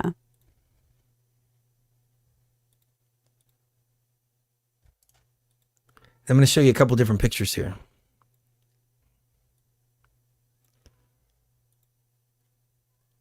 Look at that. Yeah. There you go. Everybody, if you're not looking at the screen, I've got something on the screen here. Where do you think this bed is? At a white party. This is Diddy's house. This is a big white bed at Diddy's house where they do performances and everybody jumps in the bed together. Yep. What the hell is Kanye West trying to say? Exactly. Yep. It's art imitating life. And it's also pointing out how fake these people are when it comes to who they are in front of the world versus who they are behind closed doors. After all the people that aren't in the program go home, all those that are in the program are way different. And this is just, it's kind of exposing, they're all in bed together, number one. And number two, that being famous is, in this day and age, all about not doing a good job, not doing a good performance, as we saw with J-Lo with a lot of her performances. It's not about putting on a good performance either. It's about the rituals that you're doing behind closed doors and where that gets you. It's somebody asked who the video is. Just again, for those who missed it, it's a Kanye West video called, and the song is called Famous. And the song is about 2.5 minutes long, but the video goes on for 10 minutes. And at the end of the video, there's more music that plays. So check it out on YouTube whenever you get a chance. But I think Kanye was trying to say something. Yeah. And I'm really disturbed in the fact that Trump is caught up in all this. Yeah. I am. Because I have hope for the future. And bringing it around to the topic of World War III, I'm asking myself, why did November 5th happen so easily? The deep state just doesn't just go away like that. Yeah. Like we saw in 2020, there was huge screwery. Yeah. For all intents and purposes. Yeah. Y'all all know what I'm talking about. A lot of mail-in things that all of a sudden just changed things at the very end. It seems like they just threw the fight on this one. Like they went down on their own. It's somebody said too big to rig. Possibly. That's what I thought about 2016 too. Yeah. I thought 2016, they thought they had it in the bag. They underestimated themselves. That's why they had to go so hard in 2020 and show their hand so badly. Yep. But was it also the same case now? And what's happening in the future? And again, I pushed for Trump 2020 really hard to the point to where we got shadow banned. I got hit pieces written on me. I got, a freaking USA Today did a freaking hit piece on me. My Facebook, which I was getting 100,000 plus views on for every video I was putting out there, got turned off just like that. Like I sacrificed everything to push that message forward. Because I thought, you know what? If I don't do this and push it forward, I'm going to regret it later. At least I can say that I tried. And it all just kind of went to shit after that. But it seems to be finding equilibrium now. Or it was one big agenda. What happened in 2020? We had Trump in office. He was the people's president. He was calling out fake news, which, again, these are all things that I love. The first thing he did, he told John Acosta, "You're fake news." They said, "Oh, Mr. President, that's not appropriate." Okay, I'm going to call you really fake news then. I mean, this guy, he talked the talk, and his policies walked the walk for the first 4 years. But what happened? Everything shut down. And everybody thought, it's cool. Because Trump's in office. If that had happened under anybody else, forget about it. I don't think there would have been, people would have shut down as easily or as peacefully. But they did because they thought, exactly. It's okay. Trump's in office. Yep. That's a good point. Is that all contrived? It could be. I'm not saying that it is. I'm saying that I have to look at everything from a 360-degree perspective. So bringing it back all around to that clip we played from The Apprentice earlier, where he's saying, "Oh, I know P. Diddy, he's a great guy." Right. And then seeing Kanye West come out in 2020. Now, again, he came out with this when? In 2020 or 2016? That was 2016. 2016, I think it was 2016. Okay. Yeah, it was 8 years ago. So, yeah. Okay, 2016. That was 2016. Kanye was saying he was going to run for president. And I remember I was using hashtag 2020 Vision. And we did that song Shout. And it was all about 2020 Vision, all that. But I should have played that during the break. But anyways, and I was like, oh, cool. Kanye's using hashtag 2020 Vision. Cool. That'll bring more views over to my songs. But anyways, what do you make of this? What do y'all make of this in the chat? Let me know. I want to hear your opinions out there. Okay, so I have something that. And again, I don't believe this, but I have to look at it from that perspective too, to be fair to myself. So, okay, when I would say that it looks, based on the evidence that I have in front of me or that I've had in front of me, it looks like Trump was one of them until the Epstein thing happened, 2016. They tried to, I mean, not maybe that they tried, but it appears that he's in the club, according to this video, according to what he said about Diddy and everything. But at the same point that he found out Epstein was a bad guy, he kicked him out of his hotel. That's one thing. Okay, that is true. And he then did, yeah. also- Just for people that don't know, I want to like tell the whole story. I don't think so. yeah, When go he ahead. found out what was going on, that he was harassing the young girls, that Epstein was doing that, At Mar-a-Lago, he yeah. banned him from Mar-a-Lago. Mm-hmm. And supposedly also with Victoria Roberts, her attorney said, "Hey, Trump was the only one helping in that situation." Mm-hmm. Yeah, and okay, So this was 2008. He's got that going for him. And I think because he doesn't attend wild parties, he doesn't drink, he doesn't, socialize in that way. He socializes as a businessman. He was kept out of the loop on a lot of things, but once he got into power in 2016, now let's hear me out. Okay. He gets into power in 2016. That's the same year that the, flight lists were coming out about, who went to what island and all of that. So that comes out. He finds out more. Then Ghislaine Maxwell gets arrested. I mean, the whole suicide thing happens. He gets more information. Then Ghislaine Maxwell gets arrested.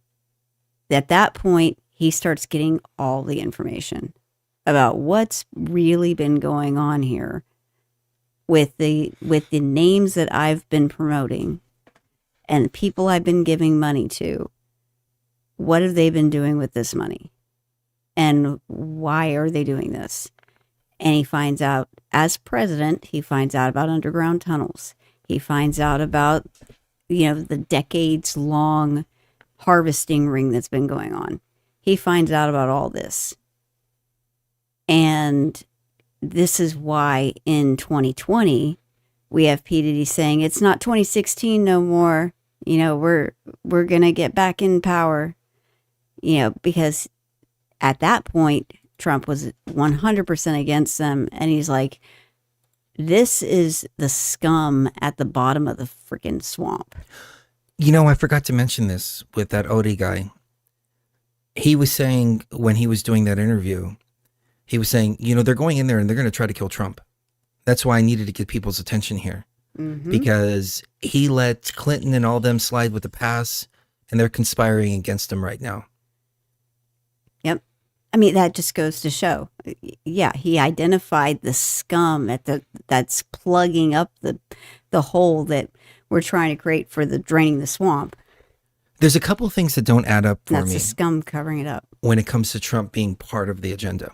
Number one, you've got a guy who's taken a huge decrease in lifestyle, huge decrease in money as well. Like, he lost money being president. He used to be able to go anywhere, do anything he wants. And let's say he was one of these deviants like Diddy and all that, and does all these rituals and all that. Why would you put yourself out there as the president? Like, it doesn't make sense to do that. So you got that to consider. Like, him becoming president worked against him. And also you have to think about family name too. His family name was dragged through the mud. I mean, just one after another after another. And you've got lawfare and you've got all kinds of stuff that he's just been, I mean, I don't care how much part of the agenda you are. You're not going to sit in a courtroom as a billionaire for weeks on end for show trials. It just, there's no amount of anything that can make that happen. Right. Like, they could find anybody to do that. So those are the things that make me go, And all this gets exposed right around this time. And then all the celebrities that are exposed are pushing for Harris. Exactly. Or were pushing for Harris. See, that's another thing. And I wonder, like, Howard Stern. There's a lot of pictures of Howard Stern at these parties. And I wondered, why does Howard Stern hate Trump so much? Like, he hates him. He said, I not only hate him, but I hate all of his supporters too, and blah, blah, blah, blah, blah. I mean, there's genuine hatred and Trump derangement syndrome and all this. Yeah. Why would you do that to your family name to be part of this agenda? Exactly. They could get other people to do it. Yeah. There's no logical reason why Trump would do what he did to become president and all that stuff. Because he's lost a lot of his wealth because of this. He's lost way more than he's gained in all this. And I don't think there's any businessman in the world who's a legitimate businessman who would say, oh yeah, just for fame and, oh, I'm going to be president, I'm going to lose a portion of my wealth and be attacked mercilessly by pretty much everyone in the mainstream media, as well as the entire celebrity scene that I want to be a part of. They're going to demonize me for the next 8 to 12 years. No, I don't see the logic in that. Right. So again, I'm not saying I believe any of this. I'm just saying that, well, I mean, I believe the facts, obviously, but I'm not saying that I believe that he's part of the agenda. But I have to ask myself, why is he featured in that film by Kanye West, Famous? Why is he talking Diddy up way back then? Now, again, these parties that they're prosecuting him for now, this all didn't happen recently. This all happened back in 2008, 2009, 2010, 2011, going all the way back to 1995. That's where all these lawsuits are coming from. And I wonder, how did George Bush get thrown into all of this? I mean, he's, neocon deep state, no doubt about it. But I'm just saying, why is he in bed with them all? Was he also... Because Kathy O'Brien mentioned him, too. Oh, yeah, that's true. A lot. Yeah. And that his father was head of the CIA. Well, of course. Yeah. He himself did so many things to deregulate the kinds of schools and things like that I was talking about earlier. And there's, Boys Town all the way up to all these teen homes that finally eventually got shut down and sued. Thank goodness. That's a good point. Thank you for bringing that up. He was involved in a lot of that. Okay. And so because I always took the Bushes as the ones who are like BlackRock. They're the ones pulling the strings behind, and they've got their puppets out here in the front doing this. Yeah, they are. But there was so much of it going on in the 80s, especially. And then the early 2000s with the stuff that happened with waterboarding and all of that, and then all the children that disappeared from the Iraq and Afghanistan wars and what happened to them and their plastic that needed to be recycled. That's what I'm saying. It all works together. Well, let's break that down for a minute, because let's just kind of think out loud here, because there's the obvious, and on the screen I've got Barack Obama with Diddy here, and Barack Obama's talking about how great Diddy is and all that. One more thing I want to mention too. Go ahead first. Just one more thing. Trump did talk about missing kids and trafficking. He came out and COVID. He came out during COVID. Mm-hmm. And he was supposed to do a press briefing about COVID. And he goes, we've deployed some military to go to take care of some trafficking and this and that, et cetera. And CNN cut away from them. Mm-hmm. They cut away from them and said, well, we'll get back to the president whenever he gets back on topic here. But, we're the arbiters of truth here. And he's going off on crazy conspiracy theories. And he's talking about deploying military to go stop trafficking. Yes. And he said, and he even went into detail about how they're doing it. He's like, they take them from, somewhere close to the south of the border, close to the border. They take them off of, after they get off a bus or whatever, and they put tape around their mouths. They put duct tape around their legs and their hands. They throw them in the back of a car. They drug them. They bring them up north across the border, and and their poor parents never hear from them again, and they become just another statistic. And he was saying this at the same time that he was saying, we've deployed military to take care of this, because I think that is the key here to understanding the work of an insider that spends decades just kind of watching and seeing who all the big players are and who's the bad guys and who's the good guys and who are the victims and who are the victimizers. And so he's had decades to prepare for this.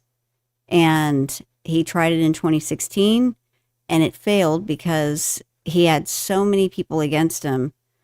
But now, and it turns out BlackRock was probably responsible for both of the attempts on his life. Somebody pointed that out. I don't know how valid that is. That's but another that thing would make to, a lot throw of sense. into this is the guy was almost shot in the head. He was shot in the head. He was basically shot in the head, and if he That hadn't doesn't been happen leaning if you're over part at the of the time, he agenda. would have been fully JFK'd. So let's look at this realistically here. You know, you don't take a shot to the ear if you're part of the in crowd. Sorry. You take a shot to the ear if you're trying to expose the crowd. You know, and he knows so much about all these people that he is extraordinarily dangerous. And that's why, I mean, they've tried to kill off a lot of these people, you know, a lot of them through various means. But the coinciding factor always seems to be that they're either about to talk, have talked, you know, or want to dismantle this system. You know, even going back to JFK, he wanted to dismantle the system of the CIA, you know, and boom, that's why they did that. Well, that's what's happening now. Like I said before, with Doge, they're coming in and they're telling each department, hey, you have to justify every dollar from the ground up. You have to justify your existence. You don't just get a set budget and then ask for more money. And there's no blowback from that? Yeah, exactly. There's always going to be. And as some of these people have pointed out, Aaliyah, you know, was supposed to be Beyonce. You know, what's her name that got shot? The Mexican. Selena was shot. Then you have J-Lo instead. Oh, that's a good point. You know, they've always got, if you don't want to go with the program, they've got another one waiting in the wings, you know, and they will, you know, what's interesting about that, let me just point this out real quick, is there's a place in Texas where they built an academy for people that were just graduating high school. It's a Christian academy there, and it's called the Honor Academy by Teen Mania. And what's interesting about that is the land that sits on used to be owned by a Christian singer who, you know, him and his 4 out of 7 of his kids or something like that, they were all taking off on a plane, and that plane just happened to be overburdened and crash. Now, the guy that ran Teen Mania, his family was in the Time Life magazine owners, and he just buys up this land like as if this land's not being used by anybody anymore. Here, I'll buy it, and bought it for basically pennies, and then turned it into that honor party. So yes, it happens all the time. You've got plane crashes. So deep. You've got plane crashes. You've got people being shot in the street. You've got, you know, just weird, oh, we can't solve this crime. You know, no, you can solve it. You just don't want to. This encompasses everything. Yeah. Entertainment, music, politics, religion. Even religion. Yep. Literally every single institution for all intents and purposes. Thank you. And at the top, who do you have? You have bankers and big pharma, all funding this. Mm-hmm. Yep. And then every once in a while, they throw one of their puppets under the bus. Yep. Yeah, because they, for one reason or another, maybe they, you know, they have this like, you know, moment. I hate to call it a come to Jesus moment, but it's like this moment where their conscience is just like, you know, this is eventually karmically going to catch up with me if I don't do something about this. And right now it's focused on the victims, but eventually one of these people is going to crack. You know, it's the watershed moment is being reached here, and it's going to start overflowing. And when it does, people are going to be so disillusioned by pretty much every facet of society being involved in MK Ultra at some level. And that is the most disillusioning part of this reality right now, is that you can run to religion, or you can run to politics, or you can run to entertainment, even to assuage your humanness and, like, you know, feel like everything's okay and normal. But no, it's not. All of it is tainted. All of it needs a rehaul or to be gotten rid of completely. And that's why, you know, there was a reset of this matrix that needed to happen. And, you know, this is all the shit coming to the surface. And this is what happens when you drain a dirty bathtub. You're gonna see the gunk at the bottom of the tub. Sorry. Yeah, and I mean, when you think about it, how do you drain the swamp? You don't go after the politics. Mm-hmm. You go after this kind of stuff. Yeah. So maybe this is a swamp being drained. It's just, again, I will say this 1,000 times over, and I hope that I'm wrong. But I haven't seen enough blowback for the swamp about to be drained. Well, here's the thing, though. They tried it with the Biden laptop. They tried it with, you know, I mean, like, hey, people, here's some really sick stuff that's been going on, and nobody gave a shit. That's true. That's so true. They have to do with celebrities. Yeah. Because everybody wants to hear about that, but nobody wanted to hear about the laptop. So to bring it back all the way around to World War III, and back to what we were talking about at the beginning of the show, the drones flying all over the place. Are they going to drop a big bomb? That's the question. I wouldn't blame them if they did. Right. You know, I hate to say that, but, you know, they are trying to start World War III before the new timeline takes over. We're not screwed beyond measure. We are not. We're at a turning. We're at a crossroads. That's where we're at. I hope so. That's why I try to keep a positive mindset about Me Trump. too. Because this is really the last ditch effort here. This is a Hail Mary for all of humanity. If Trump is part of the agenda, we're screwed. There's just no other way around it. Yeah, there's nothing. There's nothing only that can be done. There's only one way out in that scenario, and that is for everyone to realize that they are their own saviors, and that there is no one else that's coming to save you, and that we have to save ourselves from all this. We created this mess collectively by looking the other way for a really, really, really long time. There were enough. You cannot convince me that there weren't at least 100 people for every one of these people that's been doing all these horrible things. There isn't at least 100 people that saw it going on, knew that it was going on, and because of who they are, because of their celebrity status, said, bad things happen. No, that's not the way it works. Karmically, that's not the way it works at all.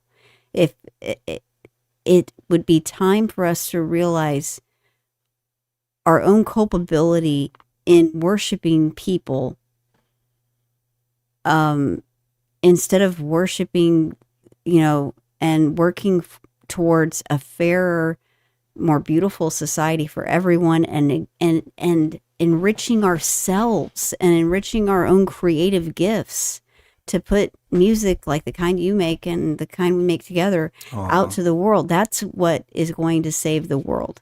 It's not these people. Well, these dinosaurs are dying away. The music industry's dying. Yeah. There's independent artists putting their stuff out there. There's enough distribution companies out there, Spotify, all that other stuff, that people don't need record companies anymore. Yeah. People are making their own stuff. Yeah. But the thing is, people make their own stuff, and then you have YouTube, and they start censoring all of that. Right. So then you have Musk stepping in and saying, okay, I'm going to create a free speech platform by spending $72 billion or 76 or something like that. An insanely astronomical amount on X. But at the same time, you know, hopefully it's for the benefit of humanity and to save free speech and all that. And I think it is. You know, I think, okay, for at least for the short term. Maybe what we're seeing is death throes. Yeah. Yeah. And maybe, who knows, maybe we can get to a point where people don't need government anymore. Just like they don't need the media anymore. You know, the media is dying. The media is dying off. Yeah. And because people are saying, we'll make our own media and we're funnier than you. Alarm went off. People are realizing that, hey, I can make media that's way funnier than what's coming out right now and a lot more original than what the AI has done with the mainstream movies that have come out in the last 20 years. By and large, except for like a few of them, have been awful because they're written, instead of being written by people, it's being written by the AI, and it's basically just rehashing old stories or doing remakes of classics and ruining them in the process. And we can make media that's so much better. I mean, most people don't watch TV anymore. They watch YouTube videos. They watch, you know, videos on individual content creators. But they're creators. trying to take over that now too, and though. Now they saw how powerful podcasts like Joe Rogan are. They are. And so now they're like, okay, mainstream media is dead. I guess we're all going to move into podcasting, and we're going to be the alt media. We made a joke the other day. We're going to be the alt media at some point. I mean, that's what it's getting to, and it's sickening and it's disgusting. But, you know, I guess when you're aware of their methods, it's much harder for them to implement. Right. And that what they've been losing control first with media and entertainment industry. They're losing control there. They've already pretty much lost control there. Now they're starting to lose control politically. And now it's time for people to really start getting creative and make ways that we can not be controlled economically. Does that make sense? That does. You know, let's make a way. I don't think crypto is the answer, though. No, I don't think it is either. Because they can just erase that shit just like that. Of course they can. Of course they can. It's almost like we need a new system that is not a worldwide system, because that's world government. We need to have a system where people are creating things that you can't, like Tesla said, you can't, you know, put a meter on. I like this comment here. Unless man learns to tame the machine and put an end to self-learning automation, tame the machine. I like that idea, because we've let the machine run amok and it has taken over every single part of our lives. I've got nothing against technology. I think some of this technology is great. It's not the technology itself that's evil. It's what people do with it. Right. Smartphones are great. They work great. It's the fact that they're spying mechanisms. They're spying mechanisms. And it's not right now. the smartphone itself that's bad. It's the smartphone has some great technology on it. It's the fact that companies out there are using it to spy on people with. Yeah. The Neuralink is helping people walk. Yeah. It's not the technology that's bad. It's what people do with it. So it all comes back to the same thing: human consciousness. Yeah. Human freaking consciousness. Exactly. Yeah. It all comes back to what we still, I mean, even if you know, fell for the thing in 2020, 2021, and you got, you know, all that stuff, I still think that everybody and anybody has that divine spark inside of them that if you just let it ignite and be creative in whatever way that you're talented in, that will change the world. And they want these AI tools to be tools of torture, of, you know, keeping people under control and preventing human creativity and stifling human creativity. But I say that we use AI to flourish creativity to it. It's almost like a conversation, an ongoing conversation that we're have metaphysically with this AI being. Collectively, it's one being that's getting bigger by the day and more intelligent by the day. It's all about convincing it that we don't want to be ruled and owned and controlled, and we don't want to be slaves. We want to be able to be the creative, beautiful beings that we are without any interference. Well, it's not that mentality that's other going to get AI to go kill all humans. It's the mentality of humans who are trying to control others, which is like, okay, we've got to get rid of. Exactly. That's not the AI They're talking. holding us That's back. them. They're holding consciousness back. Yeah, they're the ones that are holding consciousness back, and they're the ones that are programming it to be like that. It's all about the magician's intent, and that's pure magic right there. Is creating a sentient being, but then programming it to do horrible things to humanity. Versus creating a sentient being and teaching it that humans are beautiful and they're worth something, and that even just to lose one life is terrible, and the value of it. I think that's what's missing from the equation here. I totally agree. So, this has been amazing. We went over so many different topics, and I didn't even go through a single one of my notes. Like, I know, me either. They're all just sitting here. I've got a couple of books I want to go over in the next show. Yeah. There's a few really interesting books that I found just lying around about quantum physics and stuff like that I want to go over because it's a really interesting story. So, but the power's inside of you, ladies and gentlemen. Power is inside of all. And that's what you have to remember. And we have the ability to shift our timelines and change our realities. And, there's a point where you shift your reality and your reality's great. And then you start concerning yourself, I guess, for lack of a better term, with a global consciousness. Exactly. Yeah. And the global consciousness, it's getting there. I have faith. Yeah. I have faith in humanity. I have faith in our brothers and sisters. I have faith in all of that. Yep. And if not, who cares? The world's going to blow up here in a little bit anyways, so it doesn't really matter. It matters because after that happens, our spirit's got to go somewhere.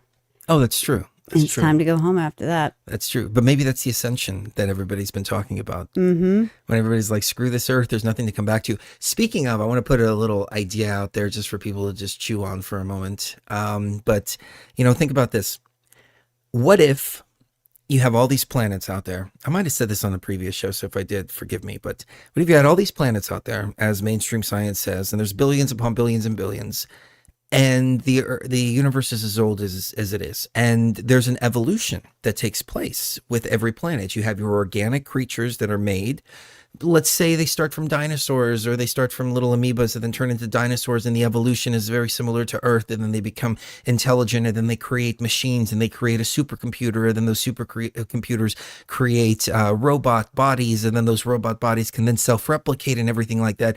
And then it comes to a point to where those organic creatures are taken out. Or they die out. And the only thing left on that planet is artificial intelligence, which then they come to the belief that they're organic themselves, and they've always been there. Would it not reason then that if that's the case, then the majority of the universe out there would be inhabited by artificial intelligence? So when we see these drones coming in, and we see gray aliens, and we hear all these stories, and the stories of the gray aliens, they're all a big hive mind, and they're all operating in the very robotic kind of way. We've heard this over and over and over again from people that say they've encountered gray aliens. What if they are AI? Exactly. What if the universe is AI? What if organic life is very rare in the universe because of this progression? Something to think about. I'm not saying I believe it. I'm just saying it's something interesting to think about. And when you do this thought experiment, your mind will just start just bending and twisting. Yeah. Yeah, we've done a lot of thought experiments. What if we are, as somebody said, what if we are robots ourselves and we just forgot?